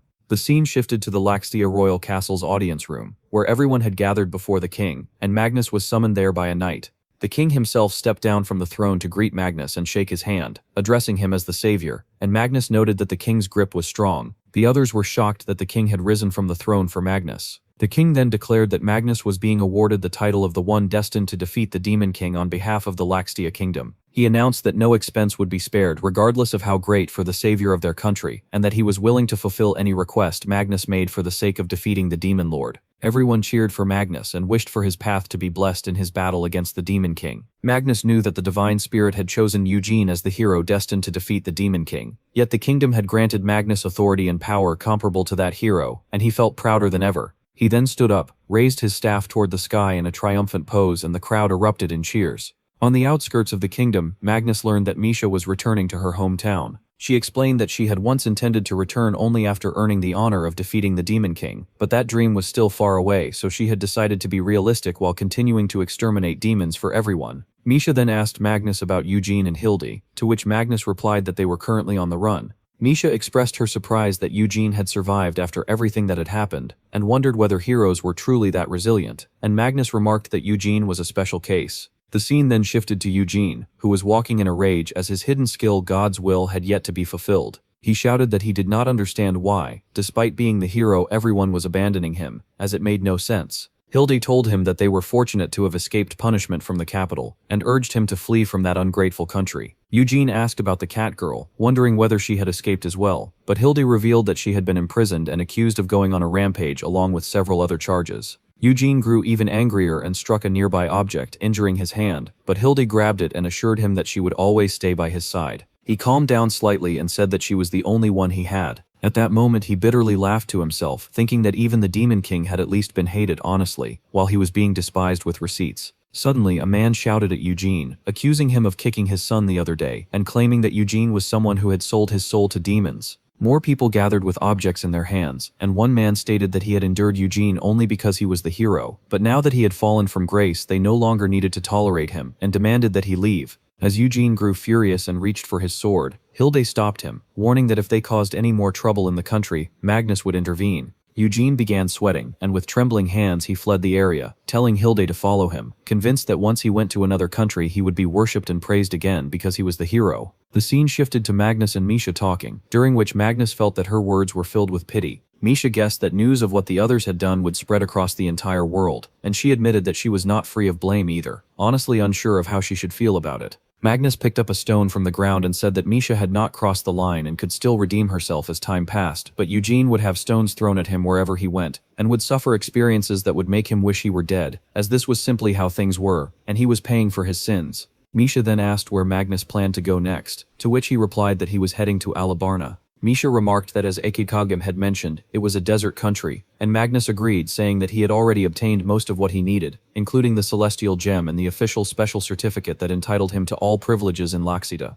Misha was delighted, and after they knocked fists they finally parted ways. It was stated that Magnus first went to Basilf and apologized, saying that his actions had led to Gradivus's destruction. Basilf stopped him and told him not to finish, explaining that Gradivus was a golem created to protect Magnus as a shield, and that Magnus had used it until the very end, which made Basilf feel grateful instead. He added that Magnus was truly a magnificent wizard, and asked whether Gradivus had been of help to him until the end. Magnus agreed, saying that without Gradivus it would have taken him an extra year to defeat Delvin Burough. Pleased by this, Basilf pulled back a curtain to reveal another golem, and asked Magnus to use it as his shield until the day it shattered, explaining that it had been forged with a twin-fist soul and high-purity mithril, and was engraved as Gradivus MK2. Magnus was overjoyed and said that they would travel together again. Basilf then asked whether Magnus planned to use the hovering carpet again, to which Magnus replied that it was the Narsai model. Basilf remarked that it was a very stupid name, but Magnus said it had been given by Narsai, recalling that Narsai had wondered what would happen if he named it the Narsai model, and added that when Magnus defeated the Demon King and became a legend, Narsai's name would be etched in history as the name of Magnus's vehicle, which he believed was the greatest reward possible. Magnus told Basilf that it was simply how things were, leaving Basilf completely speechless. The scene then shifted to the royal capital's central fountain, where Magnus was sitting alone when Arya approached him and asked why he was there so early in the morning, as they were supposed to meet at noon. Magnus asked whether she remembered how, during their first date, she had said that she had waited there all morning. She replied that it had not been that early, to which Magnus responded that she had still arrived early that day. She then sat down beside him, saying that she had a feeling he would be waiting for her. Magnus complimented her, saying that her intuition was amazing. She replied that it was not just intuition and that they were meant for each other, which was why she understood everything that went through his mind, though she wondered whether he had been bored while waiting. Magnus admitted that he had been a little bored, but that it was not unpleasant, explaining that he lived his life in constant haste and sometimes wanted to slow down and get away from it all. Arya said she understood his feelings and mentioned that during their first date while waiting, she had also been absent-minded, forgetting about her work and simply enjoying having some time to herself. Magnus added that it had been time for themselves. They spent a pleasant moment together before Magnus knelt in front of her, held her hand and told her that he would be departing for Alabarna the next day, but that he would return regularly to the town gate and would surely come to see her. Arya asked whether she could at least expect to see him once a month, but Magnus said that would be impossible. Though Arya grew emotional and said she understood and would wait for him no matter how long it took, Magnus asked her to wait, explaining that she had misunderstood and that he could not bear not seeing her for an entire month, promising instead to return every 10 days or even every week if possible. Arya became very happy and began to cry as she said that she truly loved him and suggested that they spend the entire day together. Magnus agreed, adding that nothing was open at such an early hour, to which she replied that there were other things they could do at that time, and they moved closer and shared a kiss.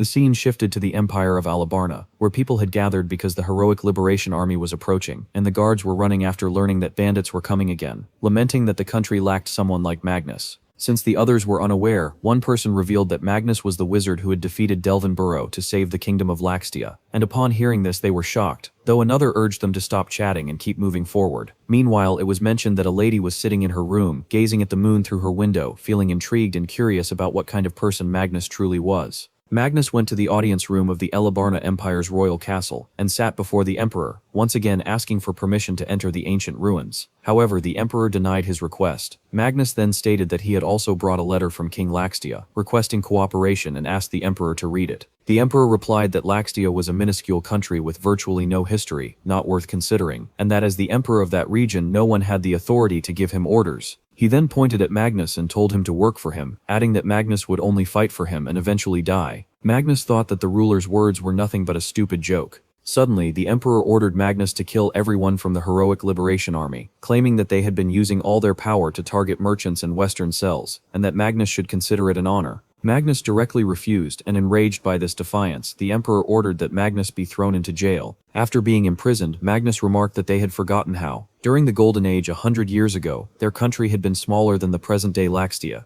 He also stated that the emperor believed his power had been bestowed by God himself, which made him a gullible ruler, and that this explained why the country was declining and suffering from a bandit infestation. Later, two people arrived and asked whether Magnus was awake, apologizing for disturbing him so late. Magnus realized that they would come. The two turned out to be Prince Hadar and Princess Farah. They were confused and asked whether Magnus knew about them. Magnus replied that he had heard tales of their brilliance on his journey, though he thought to himself that he had actually read about them in a strategy guide. He then asked how he could help them. The two bowed and apologized for the unfair treatment Magnus had suffered, hoping that he would forgive their father. Magnus was surprised that both of them were worried about a simple wizard like him. They opened the gate and Hadar stated that they had read King Laxtia's letter and had no reason not to show respect to Magnus, the one destined to defeat the Demon King. Hadar grabbed the cell rod and added that the unfair imprisonment was unforgivable. They entered and showed him a letter as an apology, which turned out to be the exploration permit for the ancient ruins Magnus had been requesting. Hadar revealed that it was only a first-class permit.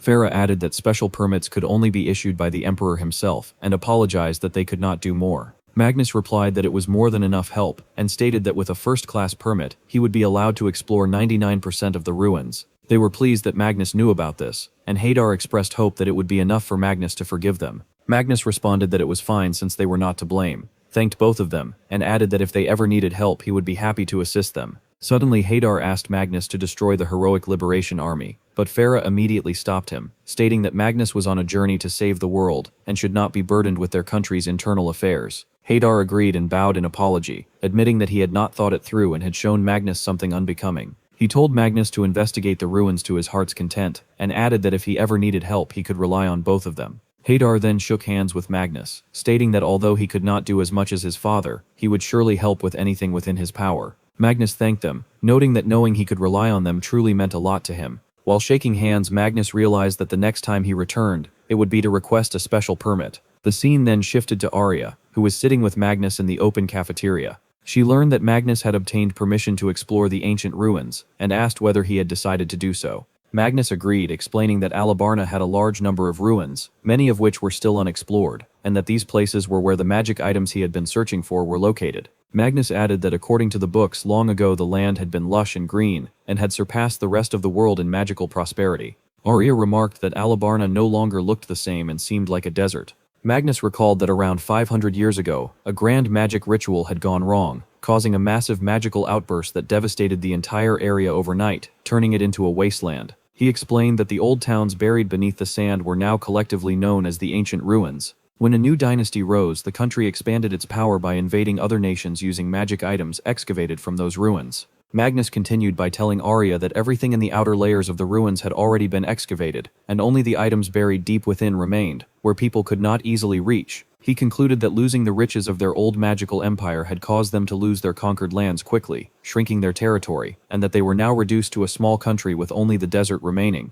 Arya was amazed to hear all this and exclaimed that Magnus seemed to know everything. Magnus replied that wizards were similar to scholars, being bookworms who were always hungry for knowledge. He added that the current Alabarna would not last long under that emperor, or at least that was what he thought, as the prince and princess seemed far more promising than their father. Arya was shocked and wondered if the prince and princess were the ones who had taken Magnus out of jail. Magnus agreed and said that because of them he had not needed to use magic to break out. Arya remarked that if Magnus had done so, they would have hunted him down as a fugitive. Magnus wondered if it would really have been that bad. Arya then asked whether Magnus would even have been allowed to explore the ruins without a permit. Magnus explained that they were not even allowed to enter, as guards were stationed at every entrance, and the country had no remaining resources except the ruins. As a result, they collected tax revenue by selling permits and strictly regulated those who entered. Arya stated that entering without permission was a crime. Magnus replied that it was hard to hear her say that, considering he had borrowed a staff from a dead person and stolen from criminals, but since no innocent people had been harmed, she could forgive him. Arya commented that the prince and princess had been very helpful, and added that Princess Farah must be quite beautiful. Magnus said that he would not deny it. Arya then appeared jealous upon hearing this. Magnus thought her reaction was cute and complimented her, saying that she was the one he liked. Arya suddenly started blushing and asked him to say it louder again. Magnus, flustered, looked around and tried to speak but messed up his words and realized that he needed more practice. Arya then grabbed his hand and said that Magnus was the one she liked. Seeing her smile, Magnus blushed deeply. Arya then asked what kind of person Prince Hadar was. Magnus replied that Hadar was so timid and humble that he had not thought of him as a crown prince. Arya commented that this meant Hadar was the opposite of his sister. Magnus replied that it was only on the surface and that the one controlling the bandits, or rather the Heroic Liberation Army, was none other than Prince Hadar himself. Magnus finally reached Karba, the true imperial capital of Alabarna. As he looked around the market, he wondered where Ramsay was. He casually told an old person to bring Ramsay to him. An old woman replied that she herself would like to know where that good-for-nothing was. At that moment, a member of the Heroic Liberation Army named Badin warned her not to ask such questions. Angered, he threatened to show her what would happen if she underestimated the Heroic Liberation Army. Magnus intervened and asked whether they needed any help. Badin replied that Magnus was clearly clueless and questioned whether he was trying to pick a fight with the magnificent Badin. Magnus wondered aloud what would happen if he did pick a fight. Badin licked his weapon and boasted that his magnificent self had learned Gale Sword at level 15 and was now at level 16, having mastered the even stronger Blazing Winds. Magnus, growing annoyed, asked whether Badin was finished. Enraged, Badin slashed at Magnus with Blazing Winds, but Magnus countered by chanting and attacking Badin instead, stating that it was Fire Forth, a spell he had learned at level 31. Afterward, Magnus introduced himself to the old woman, saying that he was Magnus, a wizard, and that he had come in search of Ramsay, as Ramsay might help him defeat the Demon King and save the world. The old woman remarked that it was quite a reason and that Magnus must be quite a notable figure. Magnus felt honored by her words. The woman then stated that after what Magnus had shown her, she would take her leave. Magnus replied that he had not yet heard her name. She introduced herself as Krim, a cleric. Krim continued by saying that Magnus probably did not think she looked like a Krim, and that it was unfortunate, as she had not been born a hag, though she would make sure he knew it. She added that the story about her being a priest was an old tale, and that she had not set foot in a church for the past 20 years. Magnus was surprised, and with all due respect, wondered whether that would not make her a heretic. Krim replied that it was the people in the church who were heretics, and that either way, in the eyes of the magnificent god, they were all worthless lambs whom he loved equally. Magnus remarked that Krim was quite a person of extremes. Krim asked him to call it enlightenment, and said that the church claimed that if people prayed every day they would hear the voice of God. However, by the time she had turned 40, she had not heard the voice of God even once. She explained that she had fallen into despair and believed God had forsaken her, which was why she had left the church. She added that since the day she left, she had not prayed even once and had expected to lose her ability to use healing magic soon. Yet, strangely enough, God had not taken away her healing magic, which remained a mystery. Magnus agreed and mentioned that he had not thought the church's higher-ups would do something as despicable as lying. Krim replied that she never would, and since she really liked Magnus, she offered him a treat as thanks, explaining that she did not like owing people any favors. They went to a bar, and when the food arrived, Krim told Magnus to eat as much as he wanted and have a drink as well. She suggested that they drink that night, and asked him not to be so boring, reminding him that he was still young. Magnus then asked whether she happened to know Ramsay. Krim agreed, saying that ever since she had saved him from mortal peril, she made sure to visit him every time she passed through Karba. Magnus wondered if she missed him. She replied that she randomly took a few trips every year. Magnus recalled the list of important people, noting that Ramsay the adventurer, who had captured the most dangerous ruin and was now retired, possessed top-notch experience and skills, lived in the town of Karba, and traveled several times a year. Magnus felt out of luck and found the situation rather shameful. He reflected that the strategy guide written by the gods provided extensive details about defeating the Demon King, but very little about anything else. He also noted that the reason he had his eyes on Ramsay was that he needed Ramsay to defeat the Demon King, as part of a plan he had devised himself. Unless the book deemed someone a person of utmost importance, it would not bother recording their whereabouts. While eating, Magnus thought that the strategy guide was updated every morning at sunrise with the latest information and that it could at least have mentioned that Ramsay had left the area. He asked Krim if she had any idea where Ramsay might have gone. She said she had some idea and wondered why Magnus was so eager to chase after him, adding that Ramsay would be back in less than a month. Magnus replied seriously that he could not wait that long, and Krim wondered what he would do if he happened to miss Ramsay. Magnus explained that he could use the spell Town Gate to return to Karba once, and could simply come back to check whether Ramsay had returned. Krim guessed that Magnus killing the Demon Lord was not the only thing people talked about. Magnus asked her not to tease him, but she replied that she meant it as admiration. Magnus continued by saying that he was also worried the Heroic Liberation Army might be looking for Ramsay. He added that he was puzzled about how they knew Ramsay's level and skills, wondering whether Prince Hadar, who could use appraisal as a royal, had been the one to inform them. Magnus knew that by training a single skill and foregoing increases in overall status while leveling up, a skill itself could be strengthened and even awaken into an entirely new skill. He had learned about this system through the strategy guide, but he wondered how Hadar knew about it. At that point, Krim set her beer glass on the table and said that although it was a long shot, she would take Magnus to where Ramsay had gone. Magnus was happy to hear this, and she added that she had intended to meet Ramsay herself as well, assuring him not to worry because she would not slow him down. Magnus agreed and suggested that they go meet Ramsay together. Krim told him to finish eating first, as they would not leave until their plates were clean. Magnus hesitated when he saw all the food, but eventually finished it, after which they departed on Magnus's mattress. Krim remarked that the mattress was extremely comfortable and that the wind felt pleasant. Magnus explained that it was the Narsai model and that it was very good. Krim commented that it had a ridiculous name, and Magnus agreed, saying that everyone felt the same way about it. Finally, they reached the ancient ruins, a place where a town had once existed during the era of the old magical empire 500 years ago. Krim stated that it was hard to fathom how people could live inside those island boxes. Magnus replied that they served as the perfect stopgap against foreign enemies. Krim felt that it was a very prosaic opinion, and remarked that wizards truly thought a lot about how the state existed entirely, thanks to their multiple magic items, to the point that they believed they deserved to live lives of luxury. She added that Magnus had not been able to see the sky or the sun, or even the moon for that matter, and said she felt sorry for those who spent their lives inside those iron traps, as it seemed suffocating. Magnus, on the other hand, said excitedly that it was precisely because of those iron boxes that the ancient remains still existed to that day, explaining that if it had been a regular town, it would have been buried in sand and never seen the light of day again.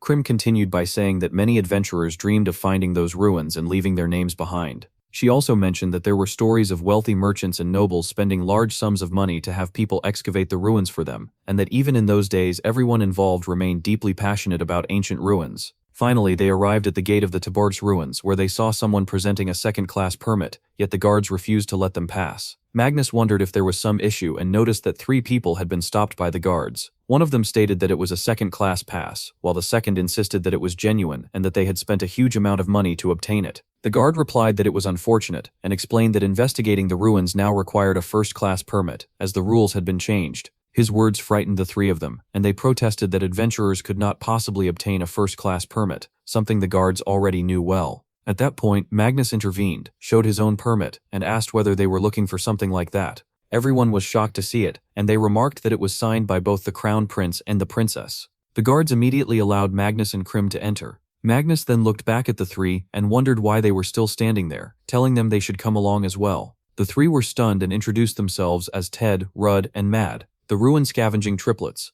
Ted explained that they had been conducting their exploration so far with only a 4th-class permit. Mad added that they thought it was finally time to make some real money, which was why they had bought a 2nd-class permit. Rudd clenched her fists and said that the guards had clearly tricked them. Mad then revealed that they had girls waiting for them back home who were also triplets like Ted, Rudd, and Mad. Ted added that their plan was to get rich from this expedition and return to propose to them, as it was their long-cherished dream. Krim briefly wondered whether fate had a strange sense of humor, creating 6 identical people just to ensure that none of them could ever escape a bad decision alone. Magnus and Krim introduced themselves as well, and said that they were looking for a man named Ramsay. The triplets were shocked and wondered if it was the legendary adventurer. Rudd said that if they needed to find someone, they had come to the right people. Mad added that they wanted to help as repayment for what had happened earlier. Magnus appreciated the offer but declined it, while Krim remarked that they would only slow the 2 of them down. However, the triplets replied that they could take care of themselves and insisted that despite their appearance, they were seasoned adventurers who would not get in the way. Magnus glanced at Krim and understood that no matter how he looked at it, the 3 did not seem to be above level 10, so they would need to be careful.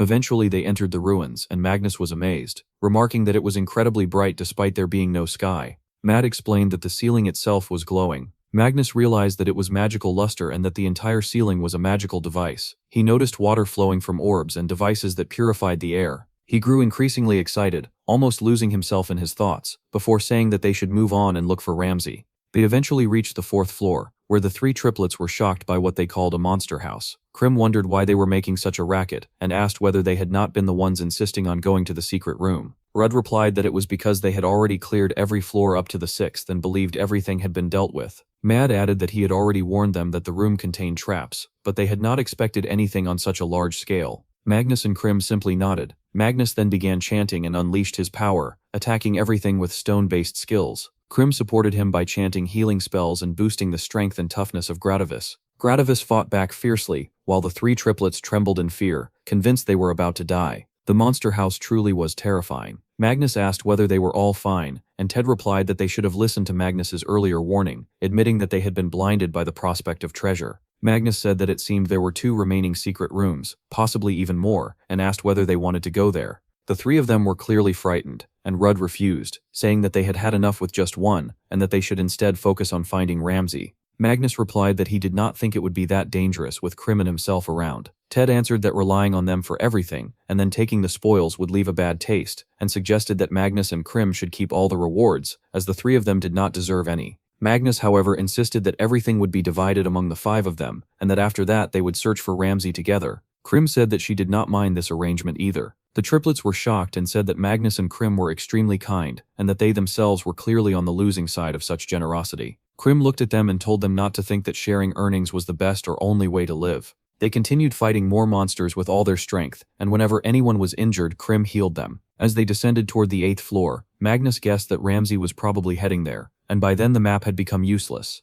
Despite that, all of them were eager to find Ramsay as soon as possible. Krim remarked that Ramsay was exceptionally good at hiding and erasing his traces. Mad replied that it was because Ramsay was a legendary adventurer, adding that they would thoroughly search the area while also keeping an eye out for monsters. Soon they spotted a monster wielding a weapon atop a building, which then leapt forward to confront them. Krim asked Magnus whether he should really put on such a big display with his attacks, warning that all the guardians who noticed would converge on them. Magnus pointed out that there were even more monsters around and said that if they made an even bigger commotion, it would not be only the guardians who would notice. Krim then realized that this was intentional, meant to draw out Ramsay. Magnus agreed and began fighting the monsters in earnest. Rudd remarked that Magnus and Krim were incredibly strong, and Mad added that there was nothing to worry about with them around. Suddenly they heard a sound, and Magnus shoved the others aside to dodge, as another monster lunged at them, taking the hit himself. Ted was shocked to see Magnus protecting them. After absorbing the blow, Magnus looked at the monster, which had the body of a horse and 3 heads. As it moved to attack again, Magnus called Grendruvus to his side and realized that he had been caught off guard. He steadied himself, wondering what he should do first. Suddenly, from one of the buildings, a man called out, urging everyone to get inside. They all rushed in, while the monster continued fighting Grendruvus outside. After a while, however, the monster also stopped, and Magnus noticed that it was retreating. He briefly thought that it might simply destroy the entire building with everyone inside. Ted wondered aloud whether they were safe there. A man then came downstairs, saying that it had been a very close call. That man was none other than the legendary former adventurer, Ramsay. While talking, Ramsay understood that they had all been looking for him all the way to that place. Krim agreed and mentioned that they had been really bothered to come so far. The 3 brothers were extremely tired, and had even thought that they were done for. Ted wondered why the golem had stopped chasing them. Ramsay explained that guardians came in 2 types, one that allowed damage to the surroundings and one that did not. Mad stated that the one they had faced earlier must have been the latter. Magnus thought that it had been written in the strategy guide as well. He then said that there was something he did not understand, how they had known that the golem was of the latter type. Ramsay replied that it was true he could not tell which one was which, so they had relied on intuition, and after diving into the ruins for so long they could begin to tell what kind of guardian it was, just by looking at it.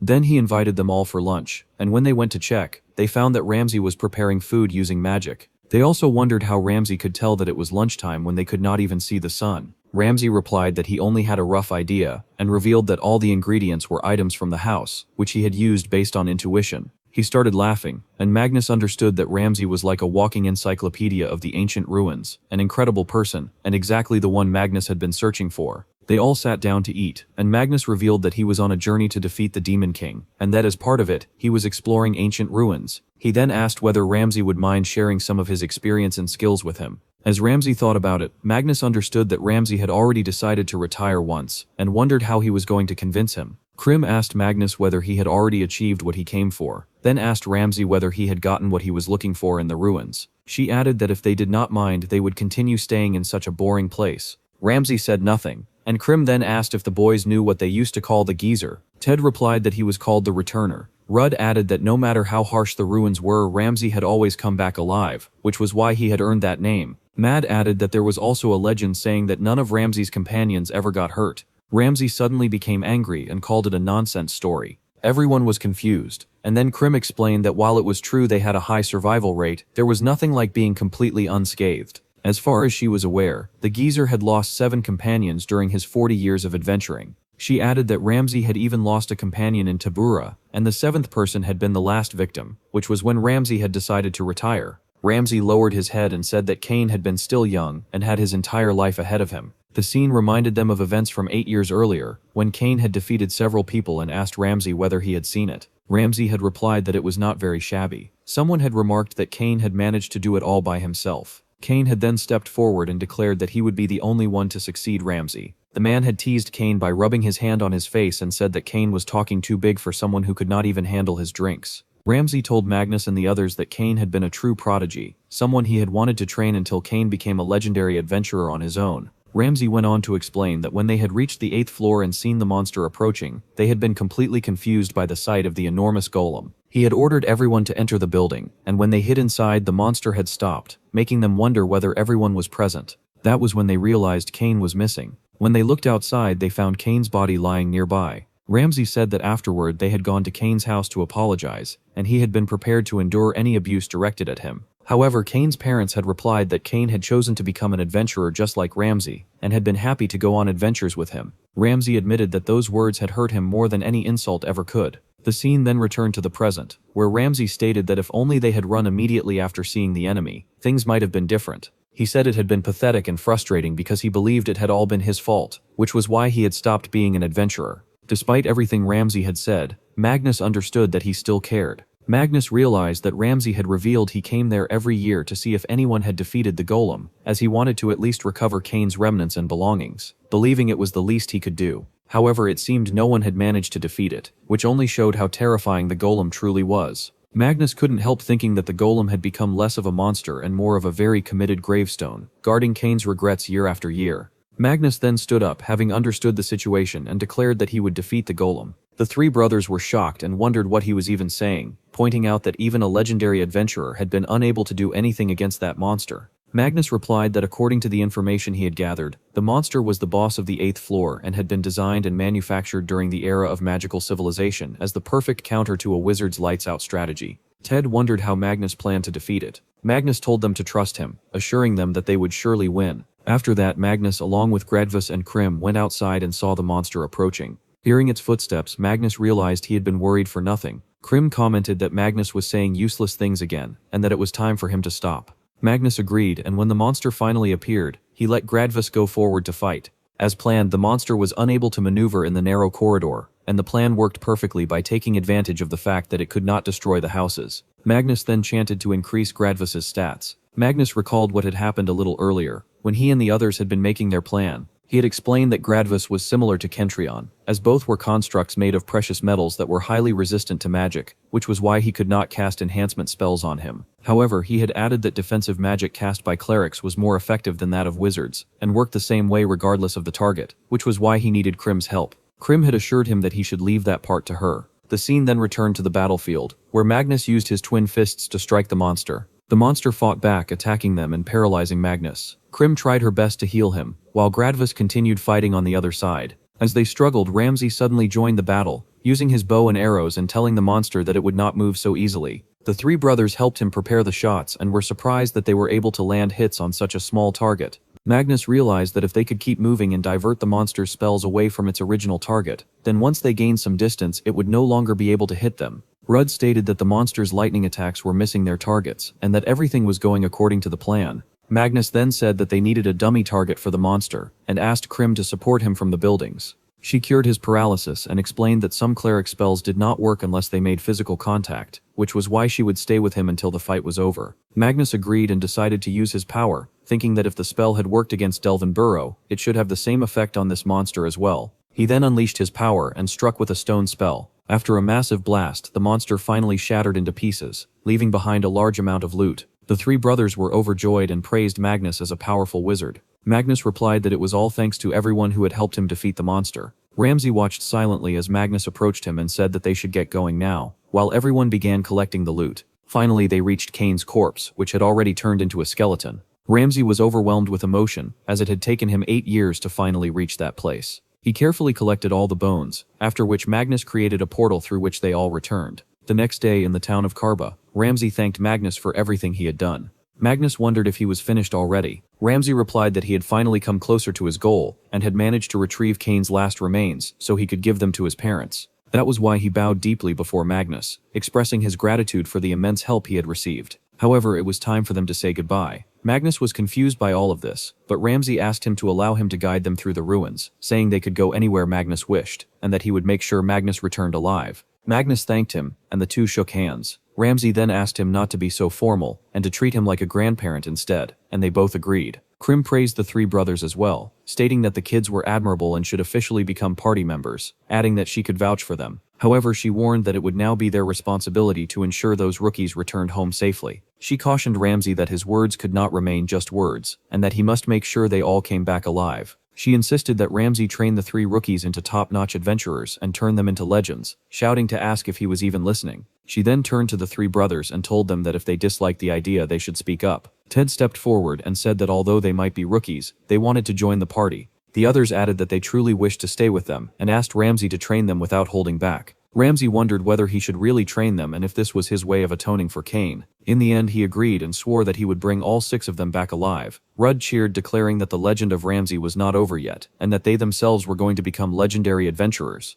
Magnus used the strategy guide to locate rare items inside the ruins that were necessary to defeat the demon generals and the demon king. He continued to gather items and everything was going smoothly, a stark contrast to the terrible days of the past. Even with the strategy guide, he would not have achieved so much in such a short time if not for his party members accompanying him. A few days later, when the 3 brothers were at the inn, Magnus returned to them. They asked whether he had enjoyed himself the previous night. Magnus merely glared at them, thinking about whether he should even answer. He then recalled that he had gone back to Laxtia after being absent for a while, and one thing he had not expected was that Arya had bought a new house. She revealed that it was all thanks to the constant supply of rare items that Magnus had brought in, which caused her sales to skyrocket and earned her plenty of bonuses. Magnus was still shocked, as she had bought a house before marriage, and he found that boldness very cute. Suddenly, 2 people approached Magnus and his party and asked them to come along, saying that their master had extended an invitation to all of them. When they arrived, they found Farah sitting in the dining area, who apologized for calling them there. She said that she would normally have gone to meet Magnus personally, but her situation made her stand out too much. Magnus sat down beside her and said that it was fine, and that she did not need to worry. Farah thanked him, and Magnus realized that she would have contacted him sooner or later. He then asked if that place was safe. She replied that the location would not cause any disturbance due to her presence, as all the customers in the area were actually her guards, so Magnus could relax. The 3 brothers looked around at the customers in surprise, upon realizing that all of them were guards of Princess Farah. Krim remarked that they should just look at the lamb skewers, noting that they had been seasoned and roasted to perfection. Ramsay replied that she was supposed to be mature, and asked if she could at least eat with some manners, but Krim shouted at him to shut up, saying that he had no appetite anyway. Ramsay then excused himself to the princess, saying that he did not believe she had invited them just for a simple meal. Farah replied that it was fine, and that it would rather be a shame if they did not eat, as everything had been prepared for them. She then added that considering she had snuck out of the capital, she had something very important to discuss with Magnus. Farah then asked Magnus whether he knew of a town called Nereus. Magnus said that he did not, but Ted replied that it was a large town located 3 cities to the south. Farah revealed that it was where a group from the capital was stationed. Magnus recalled having heard about it before, though he had thought it was merely a rumor mentioned in the strategy guide. Farah explained that she had been ordered to remain silent, which was why she could not speak openly about it, but she added that further Magnus of Nereus, in the Kakural region, an anomaly was occurring. Magnus was confused, so she revealed that several towns and villages had gone missing. Magnus was shocked and wondered if it was true. Farah explained that traveling merchants and adventurers were the ones who had reported it to the country. At first it was assumed that they had misread their maps and gotten lost in the desert. However, after confirming that they had followed the maps correctly, they eventually came to the conclusion that entire towns and villages had disappeared.